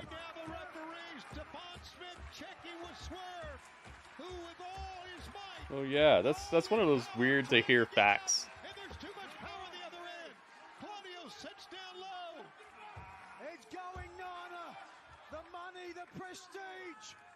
Right now, Claudio. Prestigious. That's what I was thinking. Prestigious. That's the word I was searching for. Prestigious. Oh, hold on. Crossface. Taking one out of the playbook of Samoa Joe. Absolutely. In the center of the ring. Dang, Swerve's feeling big pressure now. Double big pressure. The name of his theme song is going through his head right now. Big pressure.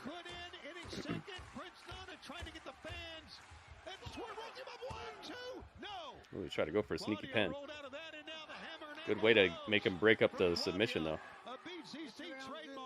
Swerve is still able to cover up. That's what he did. Claudio Neutralizer. No.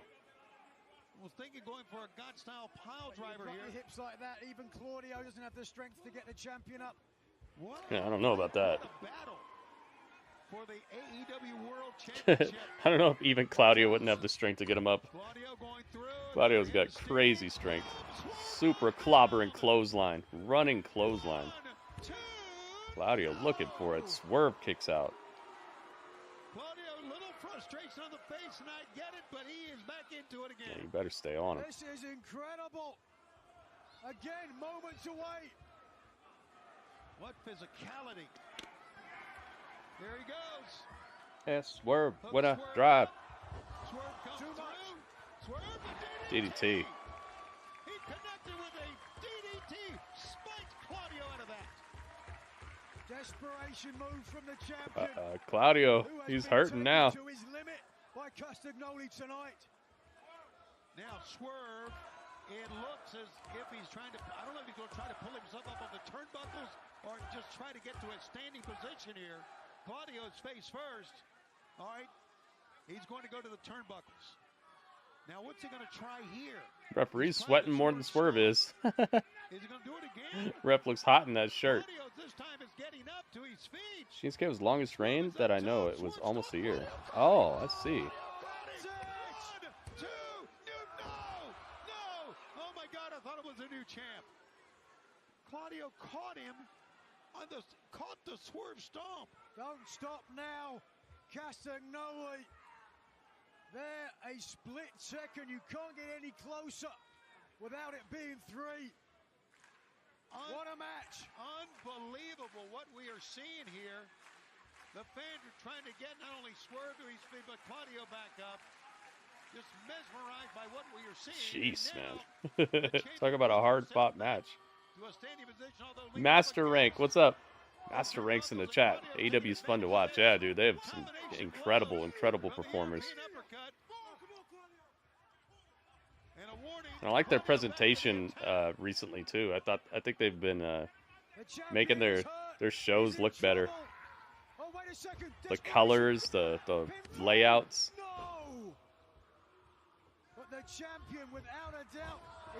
Oh, Claudio right into the ring post. Now a suplex on him. House call this guy. Oh, pump kick. Claudio's hulking out on him. Stomp. Pop-up Swerve stomp on him.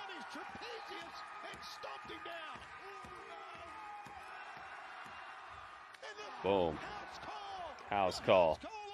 That's uno dos. 3. Got him. Dang, you put him away.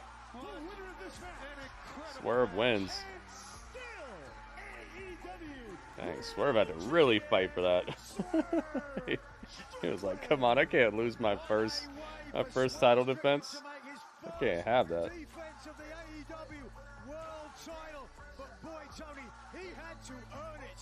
Man. He's taking about a whole trip of European uppercuts. Heck yeah, man. I like that. That pop-up Swerve stomp, that was good. I Swerve, winner, drive. The title remains on Swerve, but Claudio definitely put the champ on notice. It's not going to be an easy reign. When we are in Winnipeg on Wednesday night, who Swerve Strickland will face at Double or Nothing on Sunday, May 26th. We'll hear from him at that time. A smile on the face of Strickland. Swerve, winner, drive. Just the beginning of a long road ahead as the AEW World Champion, and it will get steeper by the week. Claudio Castagnoli deserves, I think, in the future another world title shot, and I'm certain that he'll get one. Claudio's still there. Claudio's still in the ring. Swerve reaches his hand out, and he's like, come on, Shake my hand. There should be a handshake here. Claudio, being a many-time ring Claudio gonna do it. champion, knows all about shaking hands at the end. And there it is. Shook his hand.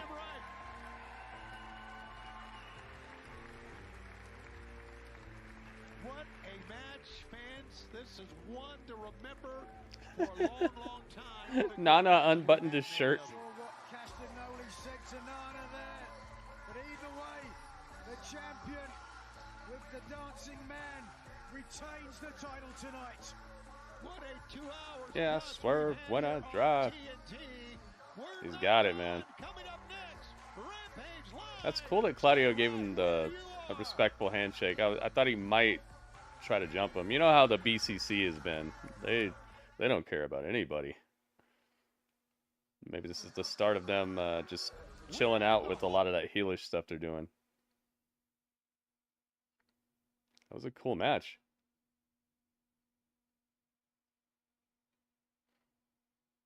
We're on the same page as Rampage. Rampage is up next, guys. It's this is a back-to-back night, back-to-back evening of AEW action. And on this show, we're getting Deonna Purrazzo versus Thunder Rosa. We're getting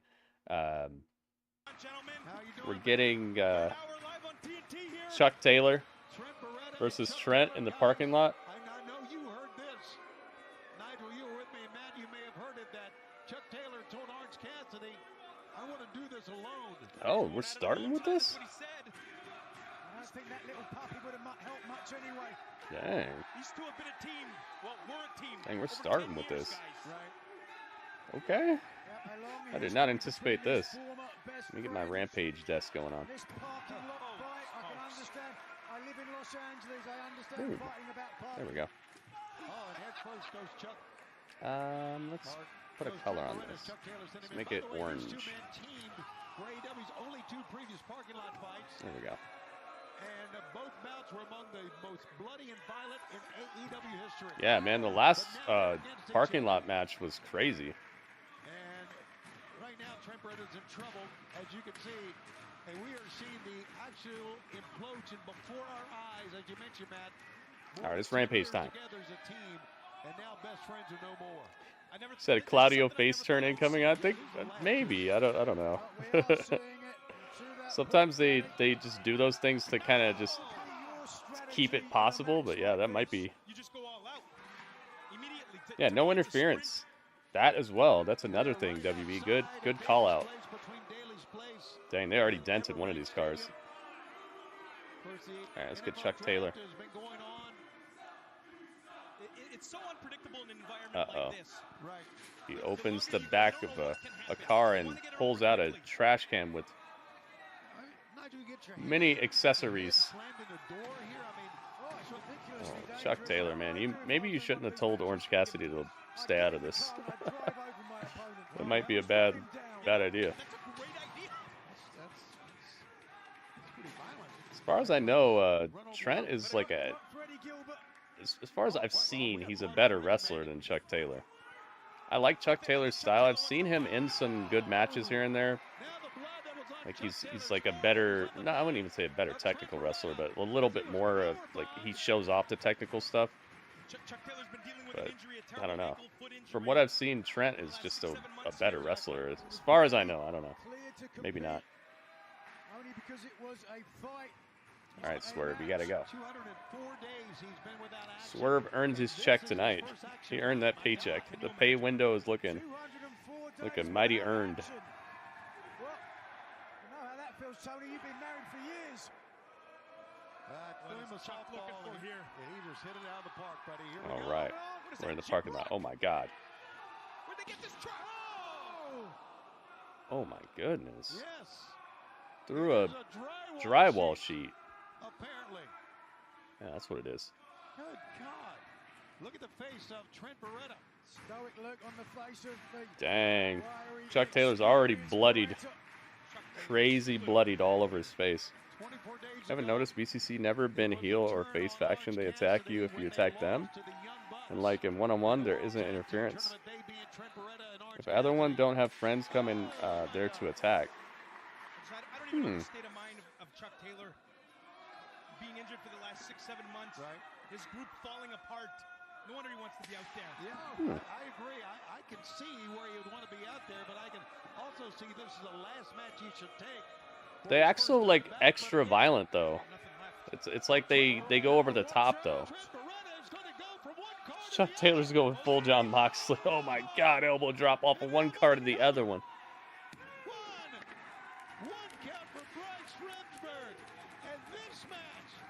Dang. Incredibly continues in picture. Picture in picture. That time, guys, Trent Beretta really, I get high-risk maneuvers, but man, he hurt himself as much as he hurt Chuck. Absolutely, coming right down on that hip. All right, so let me switch my collision logos as well. Skip the What has he got here now? Is this Rampage. Uh-oh, screwdriver. He literally, yes. Oh. Stabbed him in the head with it? Yo, he stabbed him in the back of the head with a screwdriver. What is wrong with Trent Beretta? Trent is going... What is He's going dark. Yeah, but that's what you get if you really want to mess with them. What the hell are we watching? It's disturbing to see. It is.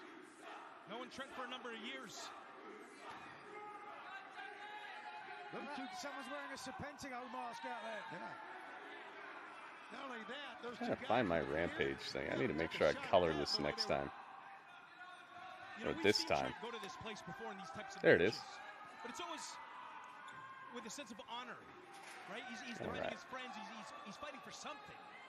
He's fighting for himself. There we go. Now we got it. And now he's got a door. Oh, there's a door. We're in the parking lot, guys. Fighting in the parking lot. We are back on Rampage, and we are oh, he threw a TV at him, but he missed. Uh-oh. Suplex through the door. It's like a house door, not a car door. There is no way to prepare for something like this. He hurled that TV. Chuck Taylor, man, just like a shower of blood coming down. His hair is like wet, like he just stepped out the shower. Oh boy, this doesn't look good. This is a slingshot. Do we even know why Trent is doing a Moxley impression? What do you mean, like how he's being hardcore right now, or what? He was challenged to a parking lot match. Just end this thing. I don't know if he wants to end it right now or not. Just end it. This is retribution for what happened to Orange Cassidy. What happened to Best Friends. Oh, what was that? You may have heard. Uh-oh. Trent's bleeding. You may have heard on Collision just moments ago. Where Chris Statlander Trent's bleeding. Yeah, maybe getting put through the door. Maybe one of the splinters hit him. I see what you mean now. Like, why is he bleeding like that? I don't know. I think maybe one of the splinters from the door hit him in the head. Because I just saw him taking like back bumps. Haha. Okay, let me catch up actually, because I was behind. These guys are pushing the limits of this. I mean, parking lot fight. Ouch. I don't know what we're gonna see next here. I've got an idea. If you look at the back Oh yeah, of your we need screen, blood. I don't like to see this. Not one bit. Not one bit. Oh my goodness. What was that? Broken glass. Oh, they were light tubes. A bunch of light tubes on top of those trash containers. Oh my goodness. Right now, Trent, as you just Wants to be saw, Trent, what he really can be, and not this stupid best friend, all good stuff. Yeah, I don't know. I haven't liked this best friend stuff in maybe ever. The longer this thing goes. Oh, look at that. Jeez, man. That stings. Powerbomb on the windshield. Trent is hurting for certain. You can see the sparkle of the pieces of glass on his back as he rolls over. Oh my goodness. Dude, and there's the blood. Yeah, that really hurt. guy, I've always told you, don't lose. Yeah, you showed me. I was like, dude, why is this guy even, like, what is up with this guy? And you showed me some of his New Japan stuff. This guy's actually good. Do you have a best friend is the question, and now a friend.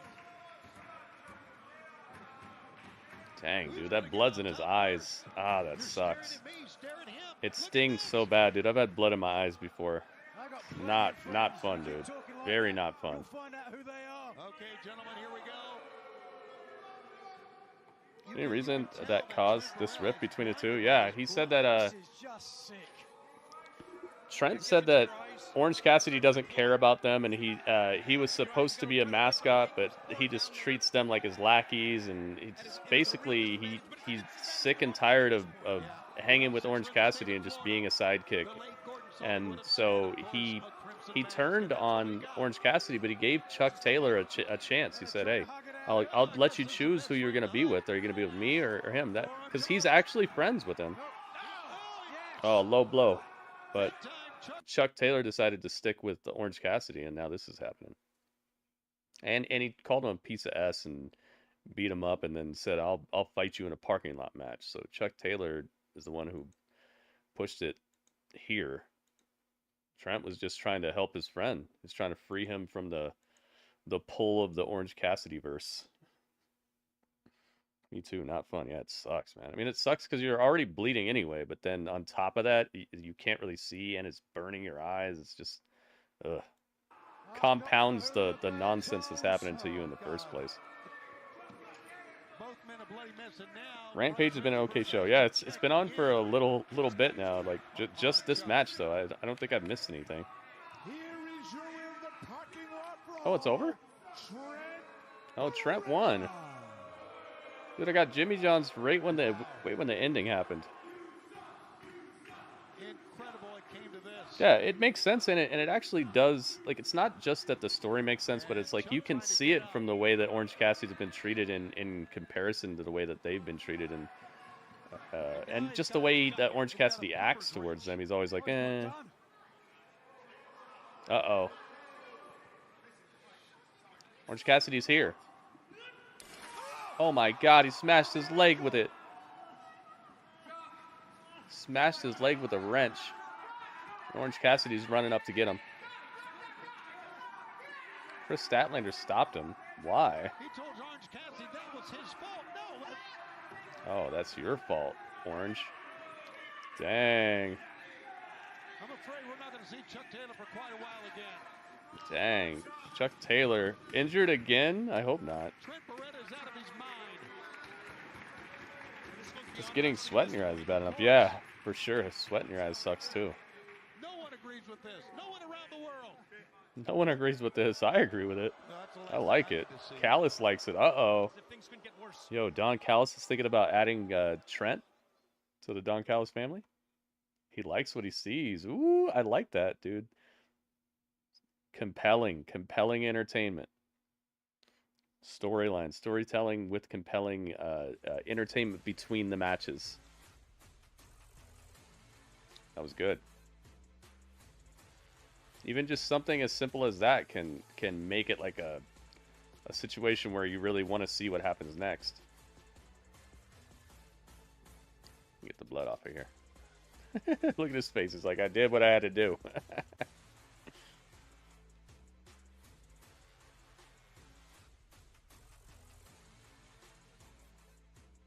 That was a pretty good parking lot brawl, and I'm glad that Trent won that.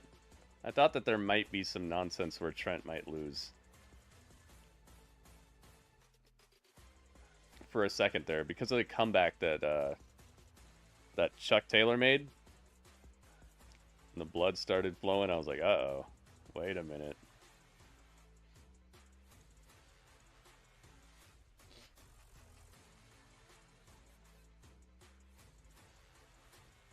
Who cares about Jack? Good Trent is again? Wait, what?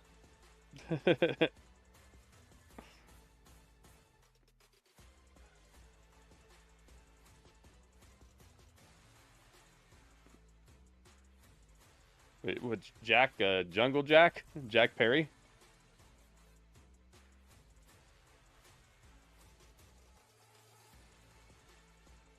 Rampage.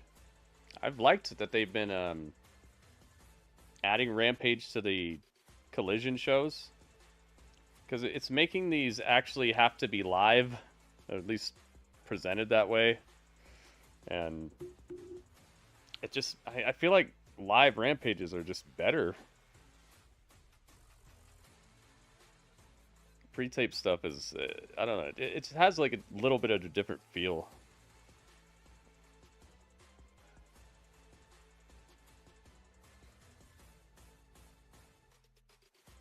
Who cares about, yeah, I don't know, who cares about Jack? Good, Trent is okay. Oh, okay.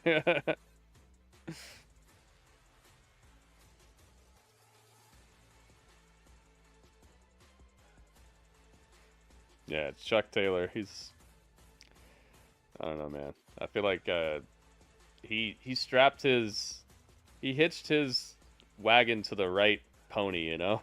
If he wasn't one of the best friends, I don't know if he'd still be here. Rampage is pre-taped today? It said live on the poster, though. Is it pre-taped? Right after Dynamite. Oh. It said live. Maybe they meant just live after Collision? Like, that's when it goes live?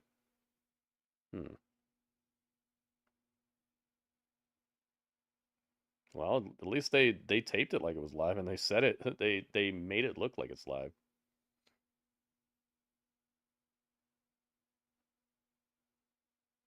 It's probably, maybe because it started in the parking lot instead of in front of the crowd. Maybe that's why it had a little bit more of a live feeling.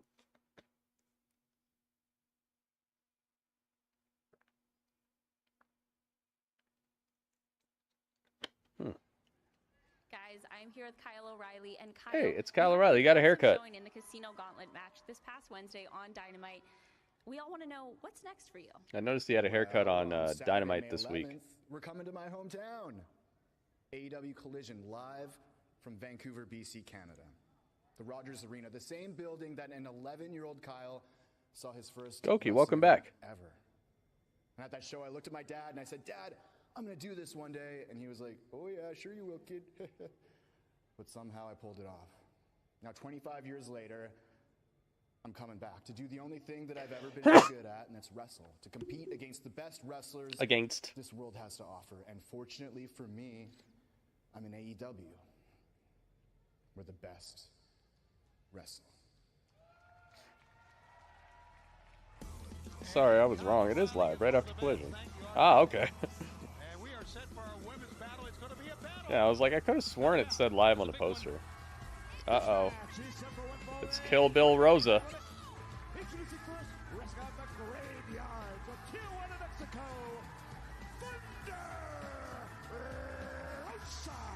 Thunder Rosa. Let's look at it last week. Yeah, that I remember that happened last week. The 11th of May for a night of Collision and a night of me dealing with Nigel McGuinness. Loving Nigel McGuinness. It's Thunder Rosa. The best. La Mera, you saw 8 out of 9 victories. Versus Deonna. I saw somebody said something so just funny about Deonna Purrazzo. Deonna Purrazzo.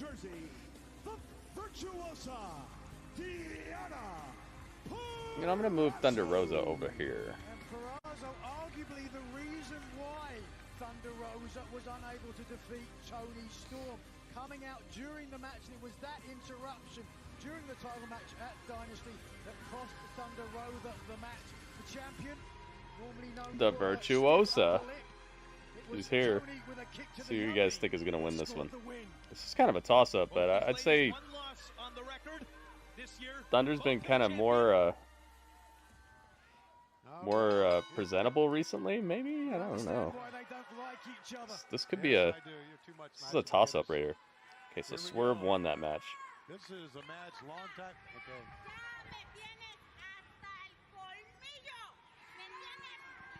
Oh, she's talking that trash. Whoa. All right, Daddy Magic, what did she say? Yeah, just about enough of this, Deonna. Well, I mean, what do you think? I speak Spanish, a little French, maybe. Hey, we got Daddy Magic on commentary. Deonna. There we go, there we go. All right, predictions are open, guys. Get your prediction in now if you'd like for it to count. It was just 6 nights ago. Bit of a bullseye, wouldn't you say, the tape? Absolutely, if I was facing her. Whoa. Down to Rosa. Body check correctly to take down Rosa. Oh, how about that? Maybe a little bit too aggressive that time by Thunder Rosa to go in, and the Virtuosa. Oh. Dr. Rosa. Oh my goodness. Yeah, Thunder's one of the girls who actually works like she's in a fight. I like that, man. I really like that. And Thunder Rosa is just letting her emotions carry her away. I mean, It's almost a little uncomfortable sometimes the way she's working so much more vicious and like realistic than the other girl. Kind of looks like she's bullying some of these girls. You might be right. Of course, the Virtuosa 8-1 here in AEW since her arrival here. Oh, who was that one against? Toni Storm. There is a pattern here, fellas, developing. Okay. We got you. Also, former Ring of Honor Women's World Champion Deonna Purrazzo. Now fully in AEW, and right now she's showing her Probably getting Trent versus side. Orange Cassidy in a hardcore match. I like that she was able to take Yeah, that shot I and could come see back that for here. double or nothing. She's in charge now.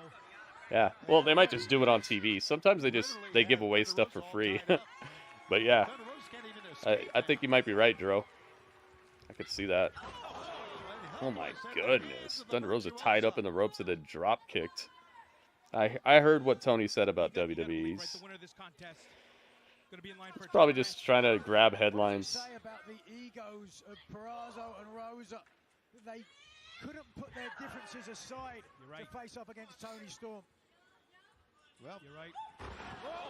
Oh, nice catch. Oh goodness. Lion Tamers. She didn't put the knee in her back though. Dang.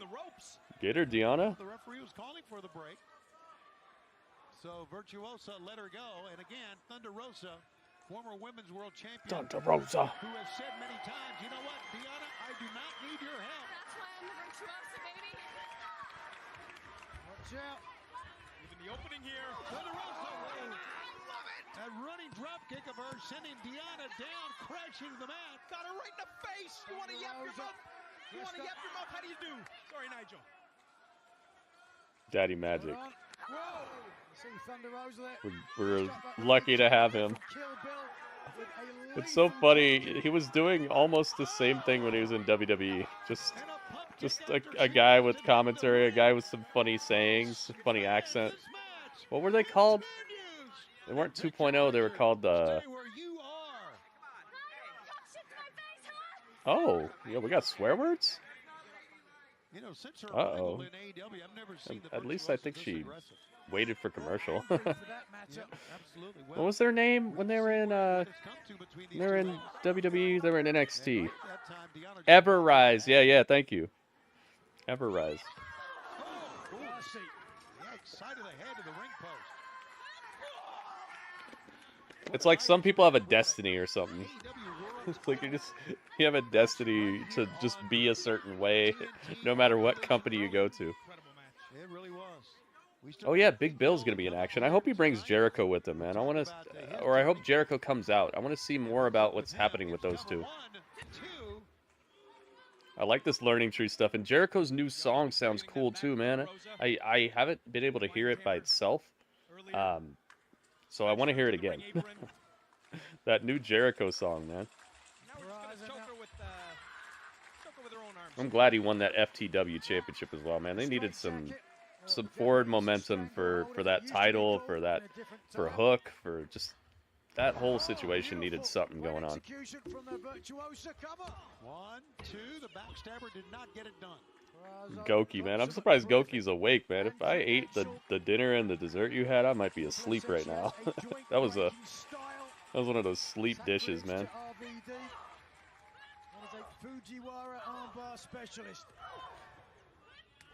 What a dinner that was. Rosa's got Deonna Purrazzo caught. Jealousy, man. I'm feeling the jealousy. And here goes Thunder Rosa. Pupper, what's up, Pupper? Here she comes. Pupper the cat boy. Step aside that time. Pupper the cat boy. Did you recently change your name? Were you a good Pupper, or is this your main normal account? Maybe through to the ring post there.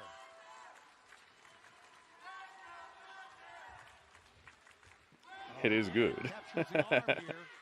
Better than WWE generic stuff. There's some interesting storylines in WWE. Yep, name change. Oh, okay, cool.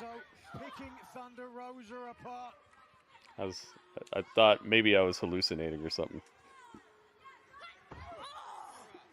I try to stay up on things. I try to pay attention to you guys, you know? I feel like there are streamers who treat their viewers like they're just viewers, like they're just like pieces, like pawns in a game or something like that. We are back at Wembley Stadium. We would like for you to join us at Wembley So I like to let you guys know that I'm actually happy to have you here, and I pay attention to the things that you say, and I don't remember everything because honestly there's just so many different people that I've met online and seen, so and my memory is not even that crazy anyway. But I try. I put in some effort. I could make basic WWE theme in 3 minutes. Oh, you're talking about the theme song. I thought you were talking about the storylines. Yeah. Yeah, but then again, a lot of the theme songs that WWE wrestlers have, you could tell they gave the people who make them just an outline. We were talking about this last night. We actually went through and listened to a bunch of like the current themes versus like actually good straight up songs and music, and it sounds like they give them an outline of what to make the song sound like oh, make it like this person is really fast, or this person is they're really strong, or you know, they just give them like a basic outline and then the people just put it together like a corporate factory, you know. I'd like to see her to go back to that right hand that she nailed Deonna with earlier in the contest. What separates Gritty from the rest? Thank you, Eddie. That's why we're here. Was it one of the coma-causing meals? I had a turkey dinner, so I can relate. He had it's like a bacon burger from Cheesecake Factory, and then he had a crazy chocolate cake for dessert. Nobody knows who they are. Yeah, but that's what I'm saying. By the time that they show up in NXT, they probably have like a small idea of like, okay, you're gonna be a person who's crazy, you know, and then they tell the Def Rebel or whatever, hey, okay, make a theme song that sounds like a crazy person, and so they turn it out on a corporate schedule, like, okay, fast, turn it out. Don't try to be creative, just do it, you know. So that's probably what it is. They're probably the people they assign. They just give them a brief little outline of like kind of what this new NXT athlete's gonna be like, and they don't even like come in with much of a personality or anything. And so the theme song is gonna be very, very basic. Getting mad creative with it probably would take more time as well, so they might fall behind, and then you're not even the person who's gonna make the music anymore because the WWE can't count on you to hit the deadline. Like there's probably more to it than just the music sucks or is super wacky. We hear some of the same stuff here. Listen, when you hear Big Bill's theme song, you'll hear what I'm talking about. Big Bill's theme song is, I would say, just as monotonous and generic as a lot of the WWE themes as well. So it happens, dude. Sometimes they just don't have much to go by, and they're just like, all right, that's good. Let's just get it. Let's get it done. You don't want to talk about Braun Breaker's new theme? You don't like it? But Purrazzo's getting up. Purrazzo met her. She's caught. Sounds good and filling. Yeah, that's what I was saying. Oh, it's over. She's gonna tap her out? Right now, Rosa doing the right thing, switching her hips to take away some of the pressure. That's what she did, and now she's got a choke in. The chokehold is on. With the body scissors, CEO of that company, Def Rebel, is actually a horrible person, so it tells a lot about why most of their songs suck. Oh, it's a company? The CEO of Def Rebel is a horrible person. What's wrong with him?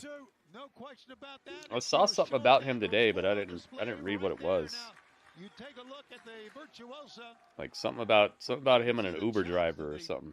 Blows from both ladies. Arms red. It's kind of mad at me. Rosa's barely moving. Kelly was in here and he said it sounds like a mashup of his uncle's theme songs. Who's gonna make the critical error?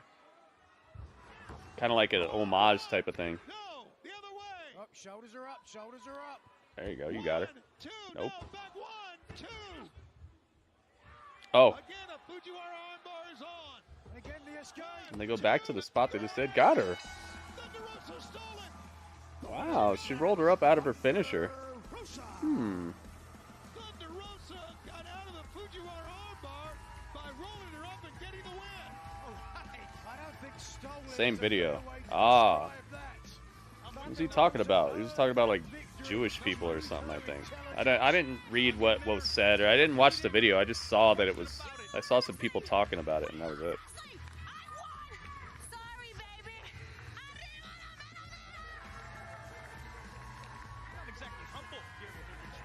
Dang, Thunder Rosa gets the win off of a roll-up, though. Oh, and then she gets jumped from behind. Oh, no. Oh, no.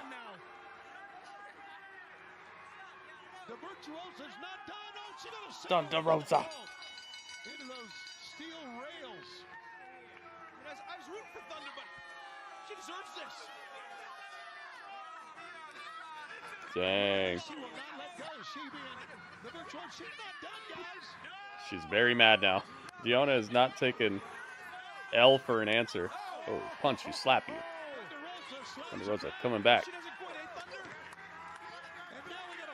Oh, what's this? Uh-oh. They're on the ledge. Uh-oh. Bulldog her off the stage.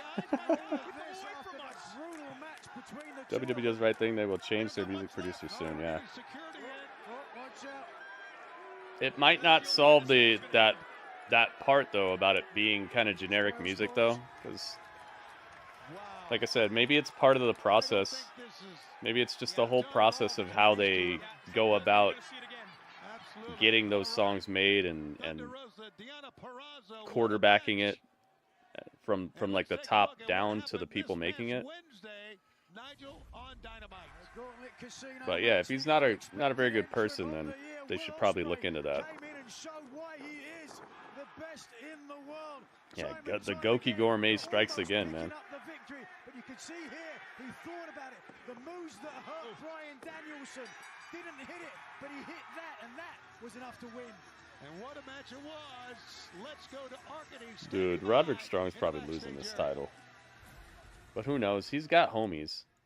And as we just saw on Dynamite, and Will Ospreay is actually kind of on, I would say, maybe on the outs with the Callis family, so they might end up costing him that win.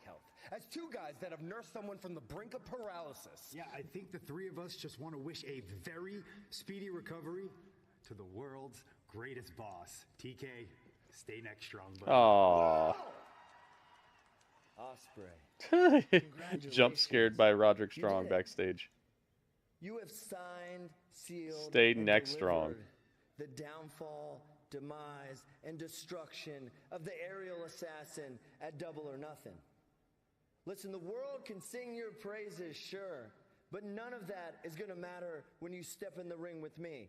Just like all the ones before, I'm going to dismantle you. I'm going to break you until you fall. Put on through the table. We're going to drop the They talk to me. Oh, we're going through the table. Ready, willing, and table. Got your rules and your religion. Oh my goodness. Well, look for yourself. Well, look for yourself. Oh, it's the video?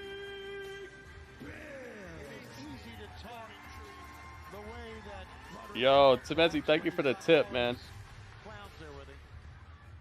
His opponent, Trevor Blackwell. Go to Mezzi. Thank you, thank you. Oh, Trevor Rockwell is getting rocked well. Big boot. Big Bill looks like he just stepped out of the shower. He's covered in oil and water. Maybe just water. Look at how buff Big Bill is, man. He's talking to Jericho. Oh, Jericho's backstage. Still wearing Lion Hook shirt. I am Big Billy, the biggest wet willy. Temezi, thank you for the tip. Hooking it up. Goodness gracious. Nice. No.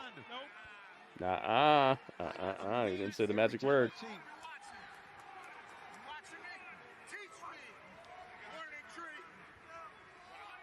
I'm amazed every time I see Big Bill. He is one of the strongest. Yeah, dude, he's so impressive. Gosh, man. Just a gigantic powerhouse.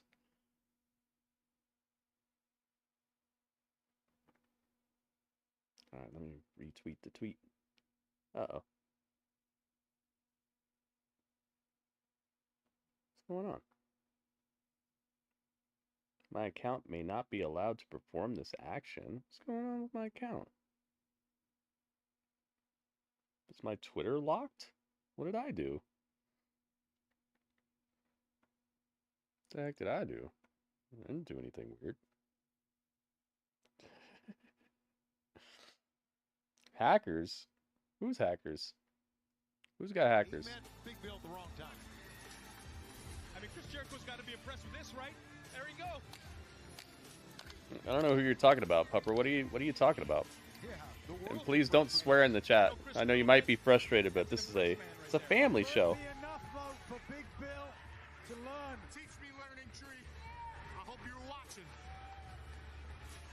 What the heck happened with my account?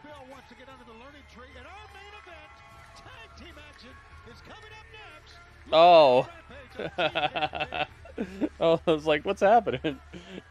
The timing was crazy because right now my Twitter, it's not letting me do anything on Twitter. I thought you were talking about my Twitter. Yeah, that quote. You didn't say the magic word. Let's see if I got an email about this or something. What the heck is going on? Well, with my Twitter, I didn't do anything. At least I don't think I did anything.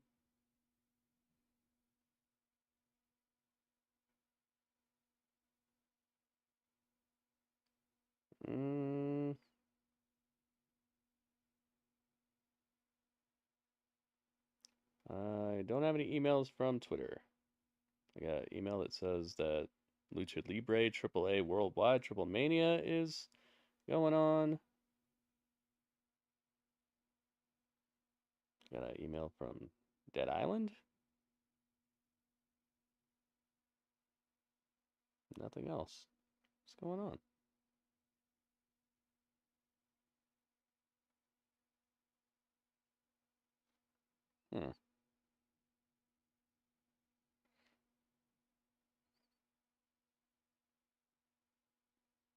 Can you guys see my Twitter? Can you guys check? Yeah, Eddie got your quote for that. Yeah, it's nothing personal, man. It's just I try to keep this chat very very PG. That way everybody can be here, you know, no matter what age they are, and I don't have to worry about people's parents making them not watch the stream. I want to make sure as many people as possible can be here. So don't take it personally. We didn't time you out or anything like that.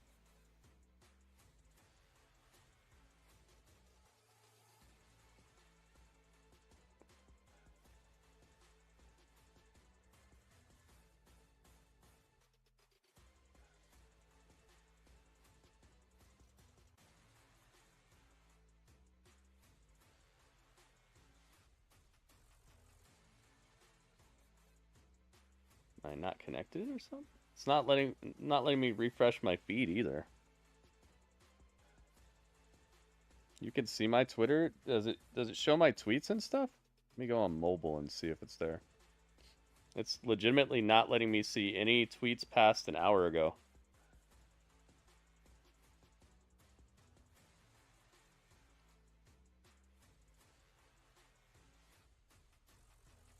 I wonder what the heck's going on.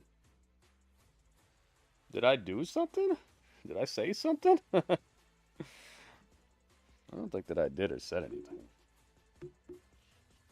Never know these days, though. Who knows what the next cancelable offense or speech is that you can do, or what they're gonna get you for. I mean, they just took away my monetization on YouTube. You can see my Twitty. Thank you, thank you. All clear. Very odd. It's not letting me do anything on it. Actually, it won't even refresh.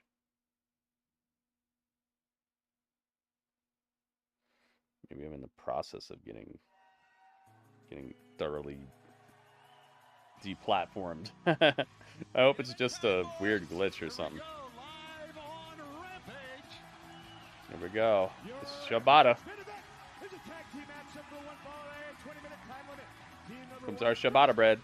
Tokyo, Japan, weighing 209 pounds, Katsuyori Shibata.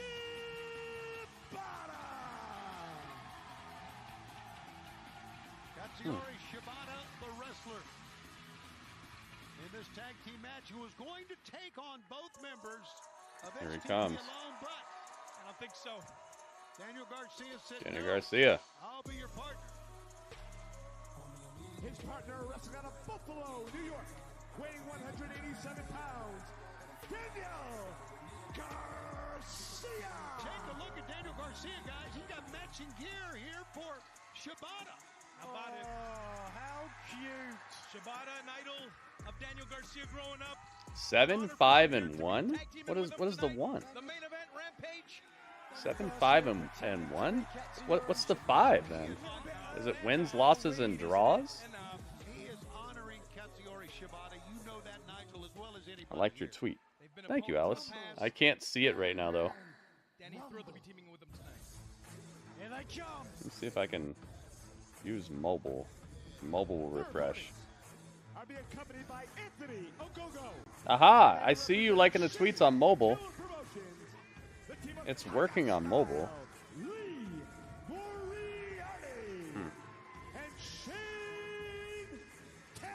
What an odd situation.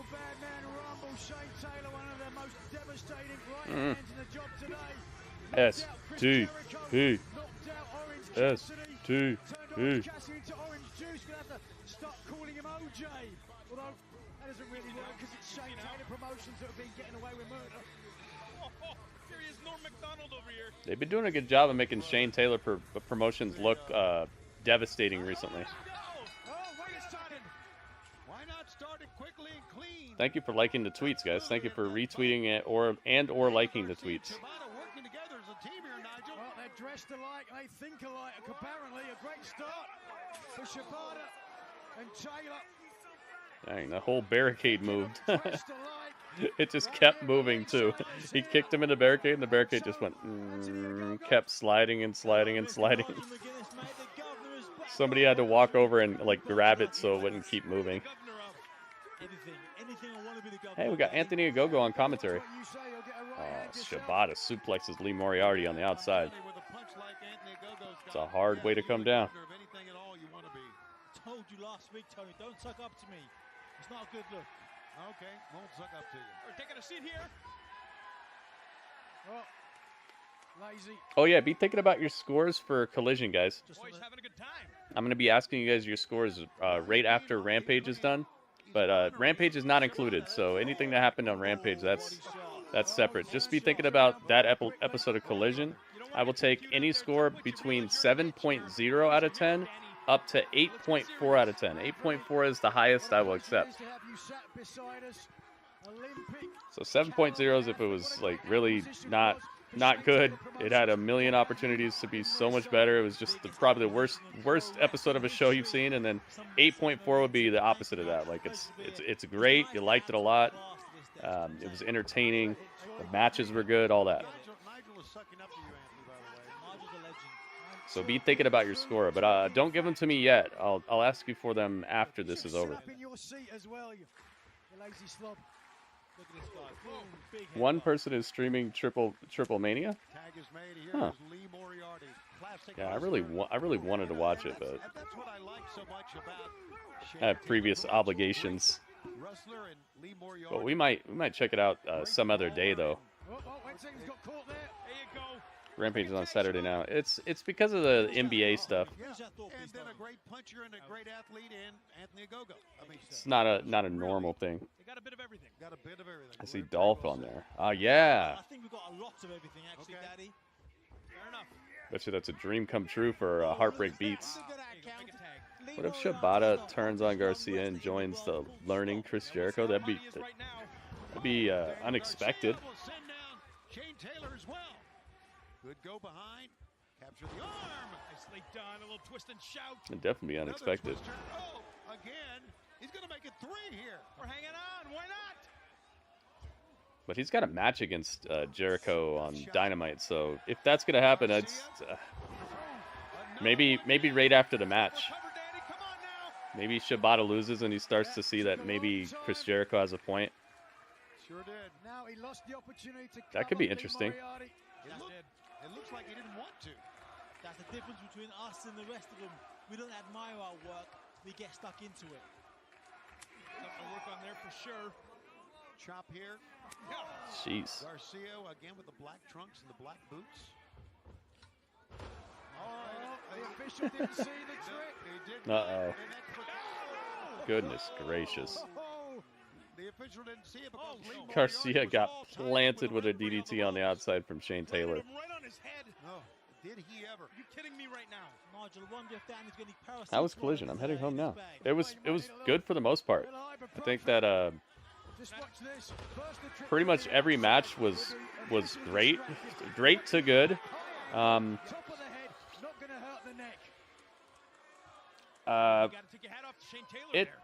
It definitely had its in ring storytelling. He's a veteran. He knows exactly what he's doing. Tell us why you decided to Main event was really good too. I'd say it's worth a watch. Angelo Dundee of professional wrestling. He saw talent in me. Spoilers for my score. I am the missing piece in this beautiful, powerful jigsaw of Shane Taylor Promotions. Yeah, couldn't agree with you more. You are the perfect addition, certainly. Listen to this. And I heard it as it were, the noise of thunder. Oh! Come on. You know, Garcia's getting hyped up. Bowed right up from that one. And he's laying in those forearm elbow shots. He's looking for the tag, but he didn't go around him. He tried to go over him, and Shane Taylor said, "Nah, man, you're getting caught. Not going to shake that one off now. Brute strength. You're getting caught." Running in, reckless abandon that time, missed Into it. the corner. Okay, pick up. Boom.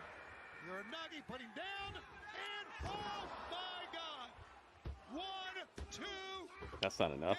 This is Danny Garcia we're talking about. All right, taking our final break of the night. But we continue in picture-in-picture. Stay fans, right where you are. I mean, that is 4 or 5 huge shots that he's taking right there. Stay fans right where you are. And one of the great trash talkers. Oh my goodness. Right now, Shane Taylor mocking Yo. Daniel Garcia's dance. I told you, Tony, last week, the difference between us, we back up. Right. No doubt Yo, about that. it's Broxamania. Yo, it's the BKO.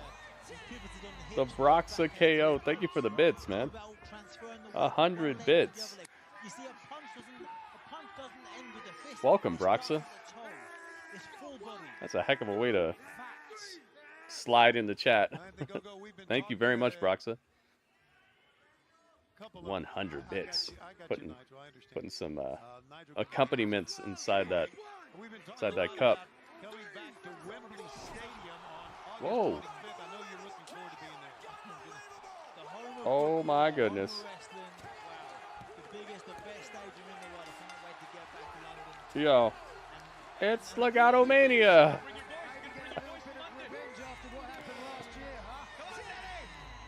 So it's Legato Mania. Legato, thank you for the 100 bits as well. The 100 corgi bits. We got snowman bits and we got corgi bits. Thank you very much. The hype train is close. Ooh, really? Shane Taylor is a man on a mission. I see what you did there, Dro. For more information and tickets. That was a heavy knee right there. They were all over Raw for a while, and then we just stopped seeing them. I wonder what happened. Shane Taylor Promotions has absolutely dominated. We've been doing classic historical battles, and we were seeing men on a mission almost every episode of Raw, and then we just stopped seeing them all together. Did they get drafted to WCW or something? Wonder why they just stopped showing up. That speaks how confident he is in this matchup. I mean, not today, obviously. I'm talking about back then. Thank you again, Legato, and also Broxa, thank you as well. Good morning, people that live inside my PC. Oh my goodness. La, la, la, la, la, la. Suffering Succotash. Tamezi's favorite. Tamezi, thank you for the bits. 69 bits. People who live in my PC.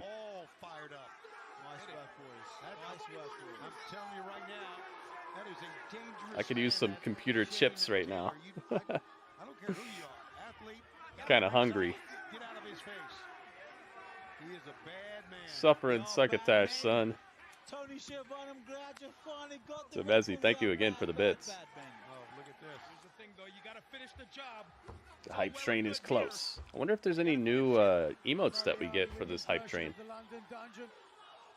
It's been a while since I got any new emotes off of a hype train. I wonder if there are. If there are any. Let's see. Yeah, I think the last one I got was the last ones I got were these two. She should be disqualified for that. Did you see how this whole thing started with the DDT on the floor? What are we talking about here, Nitro? What are we talking about? Give him a taste of the title. Watch out, Shane Taylor going to use his bolt again. Oh! Ouch. That's a lot of weight. We are live on Rampage, and we're at Daly's Place in Jacksonville, and yes, we're on TNT. Tony Schiavone joined by Nigel McGuinness, Daddy Magic Matt Menard, and Olympian Anthony Ogogo of Shane Taylor.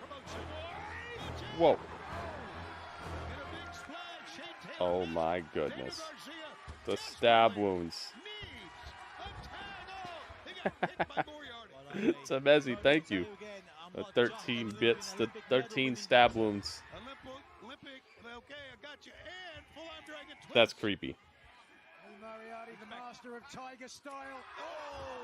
Shivani, you're the master of tired style. Okay, look at that. The master of tired style. Oh my goodness. Yeah. Maybe the Undertaker and Kane have seen enough. So Mezzi, thank you again. May the bits flow through you. Look at this. Cup is looking about half full now. Thank you again, Timezi. Oh my goodness. Yo, that suplex was no joke that Danny Garcia just put on Lee Moriarty. That looked like it hurt. Matt Menard is great on commentary, yeah. So fun. It's got such a fun accent and just a way of delivering it. And he says funny stuff too. Got 6 a.m. start for work, so decided to stay up. So I didn't have to wake up early. Now I regret my choices. Oh man. What time is it for you right now, Broxa? Was it like 4 a.m. or something? 2 a.m.? I know what's coming here. Referee, 10 seconds. Brandon Martinez warning. 4 a.m. Okay. Dang. Yeah, dude, I've been there before. Those days suck. With look, yeah, crisscross. Well, I hope you still have a good day, though. And now Shane Taylor alone in the ring. 10 seconds, referee. Now You find the energy. He's letting things go here. He wants to see a finish. He's afraid of Shibata. Another Do your job, referee. I woke up extra early today too, and I decided to stay up, so I'm probably gonna be in that same position. It's 6 a.m. Temezi time. Aha. Take an hour nap real quick. Sometimes that works, and sometimes that makes it worse. It's kind of a toss-up. 6:24 a.m. Aha. Oh, yo, the team suplex on Shane Taylor. 1 counts. It's not enough. Shane Taylor's too powerful. Your 4 a.m.s. Back to back? Back to back on Dynamite and Rampage. We are back to back live once again this Wednesday. That's right, we are going to be in Winnipeg for Dynamite and Rampage. 3 hours once again. Nice. Dude, I think they should just keep doing this. Keep attaching Rampage to Dynamite or to Collision. Just quit with the Friday Rampage stuff, dude. I definitely would be able to watch Rampage a lot more, and I just feel like they'd put a little more effort into making the storylines, like having them actually matter and not just being like, where's my hot dog? Oh, you stole my hot dog? I'm fighting you on Friday. Going to bed soon? Work at 5 a.m. Oh my goodness. Yeah, I see you, Eddie. Thanks for being here, man. Thanks for coming through. He's a tough guy. Yeah, Temezi's in the future. He is. So I can win the lotto and go to bed. It's a perfect combination, yeah. We've had great crowds here. We appreciate you being with us on this Saturday night.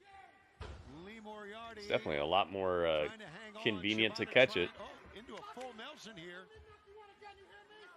Knock him out, Shane. Knock him out. That's what he's going to do. He's Take him to sleep. Oh, a kick got the, come on, Dan. Got the foot up. And Uh-oh. Both guys getting choked out. Choke there. Sleeper hold on the other side. Plus, I feel like a longer show back-to-back. Yeah. They're both going down. I remember one night I came to your fork knife lobby and asked if you can play with me, and you said no. You have better friends, so I don't give you a lot of numbers. Oh,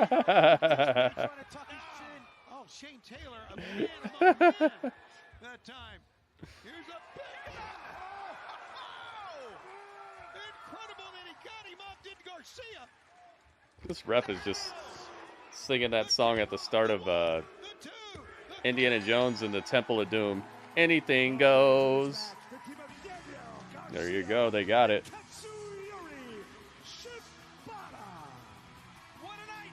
Yeah, I think the next message that Temezi sent Broxton might explain why he was gone.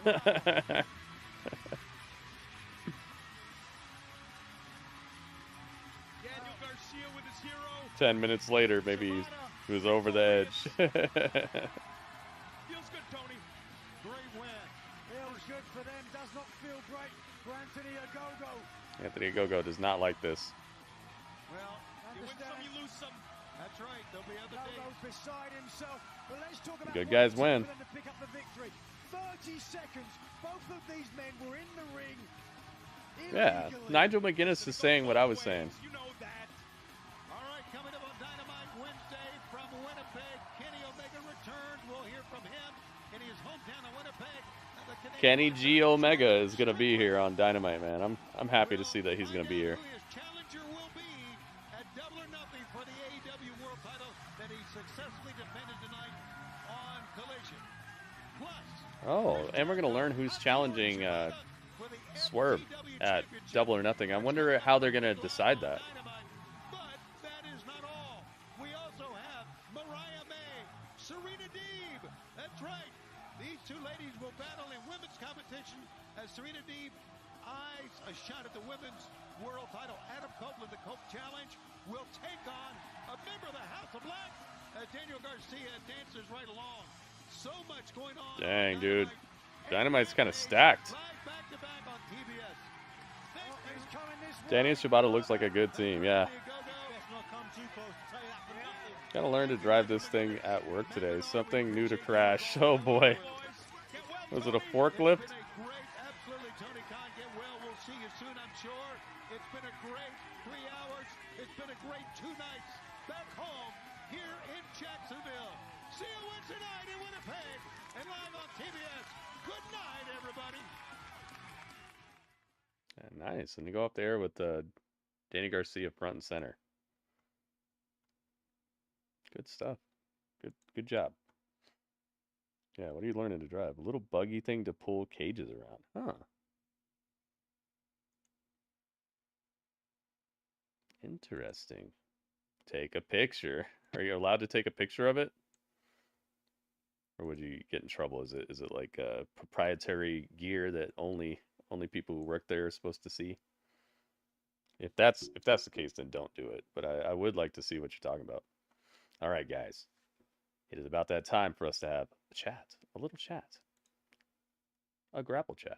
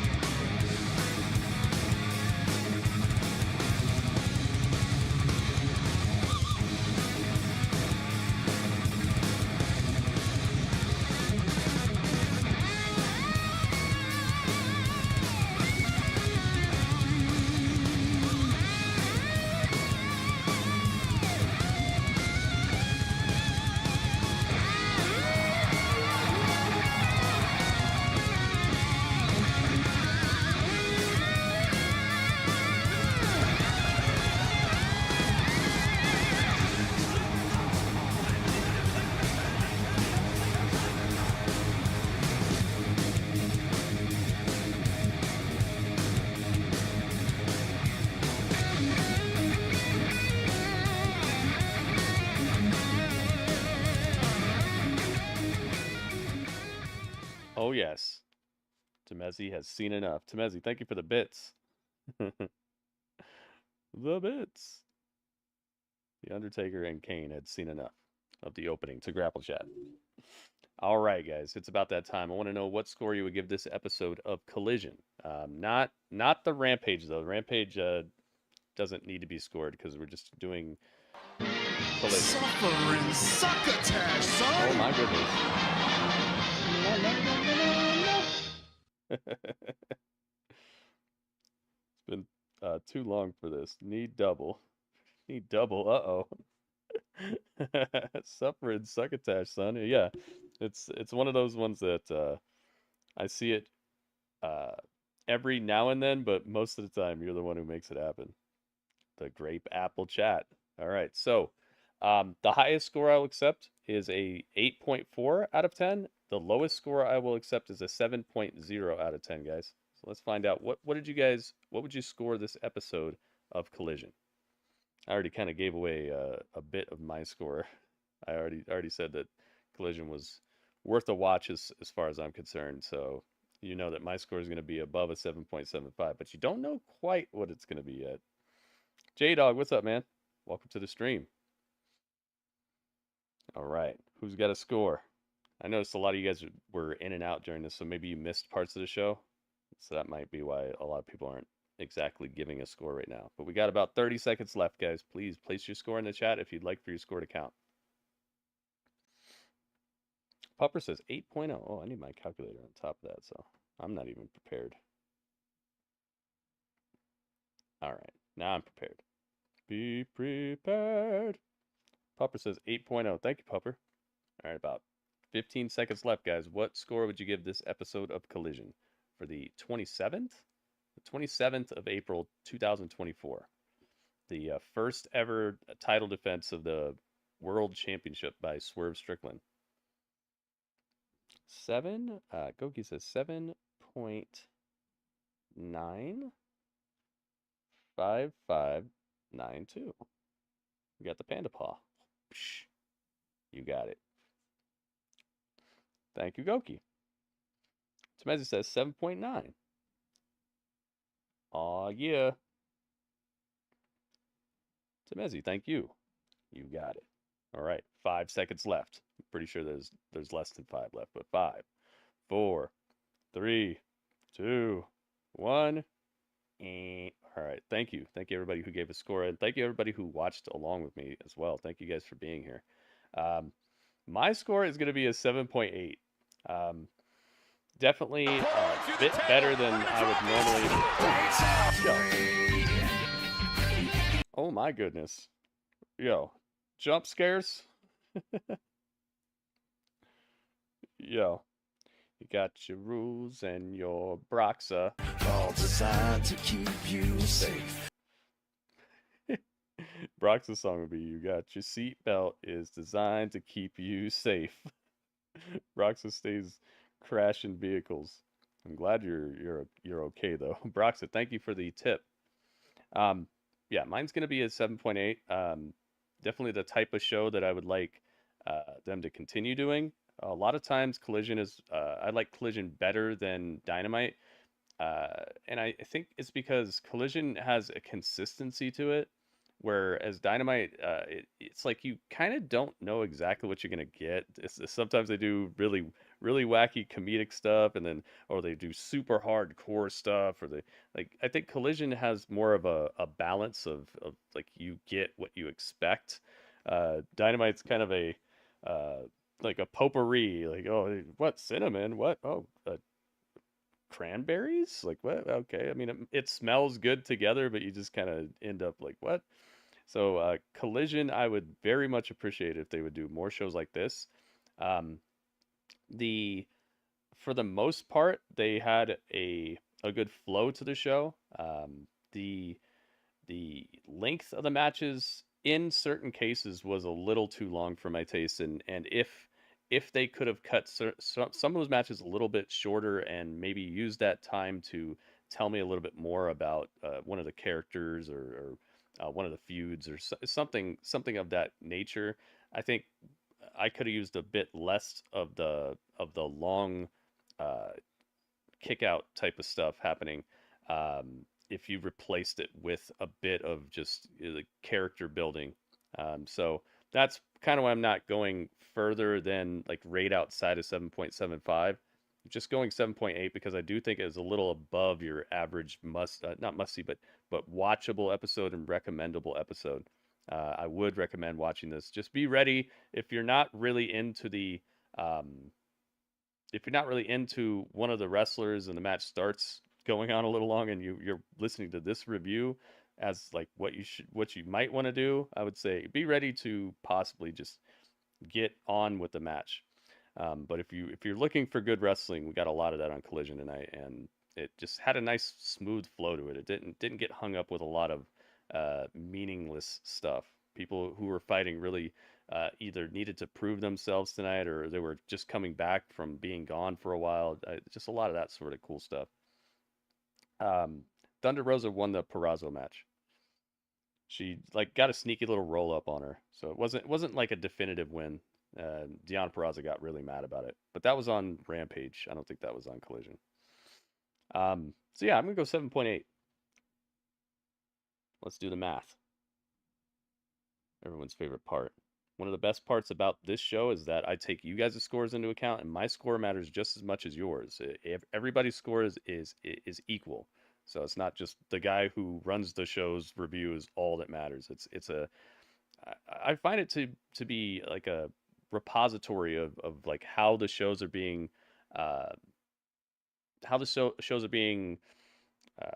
felt, how they're being taken in, how like the momentum of a show is during certain times. So you can go back and watch many episodes of Grapple Chat to see like where it started to get a little better for a company or a little worse. You can maybe make a graph out of this and really see that it's not just the person who runs the review, it's also other people are involved, so you're not just getting one person's response. So I think it's a valuable type of review show, and I'm glad that I'm running it. I'm glad you guys are part of it, so thank you very much for being here. So it's 31.65592 divided by 1, 2, 4 scores? 1, 2, 3, 4. 4 scores. And 7 years ago, divided by 4 equals 7.91398. You know, it's basically Temesi's score. You got it. Collision gets the point tonight. A very nice, pleasant point that I get to put on them. So let's get it. Oh yeah, Collision. Look at this. So far, so good, man. This start of this season, since WrestleMania, all these shows have been turning in entertaining things, and it's really when I think I'm having the most fun with these shows is when these scores keep stacking up. When one of these shows kind of stalls out, it really puts a hole in like the entertainment of the season. So I'm really glad that it's such a tight scoring race this early in the season. I hope it remains this way all the way through, because that just means we're seeing even more wrestling, even more entertaining things, and just there's a competition, you know. I think competition is great for wrestling, and it's showing on the screen. I like it. And Power's been quietly turning in very solid shows. Just a little 45 minute, a little less than an hour show, and they're just bringing that old school studio type of flavor with some new school flair, and also with the some types of endings and matches and angles that you just don't see every day. It's pretty cool. I was between 7.8 and 7.9. I think it was a good show considered how shows usually are pointed here. I might know some stuff. I will score it -1 million, so it gets no score. I wouldn't recommend it. All right, so everybody on YouTube, make sure you make your way over to the Twitch channel if you want to continue hanging out. The link is right there in the chat, so you just click that link and you'll be right there. Everybody on Twitch, make sure you stick around because this show is not over. But that was the chat.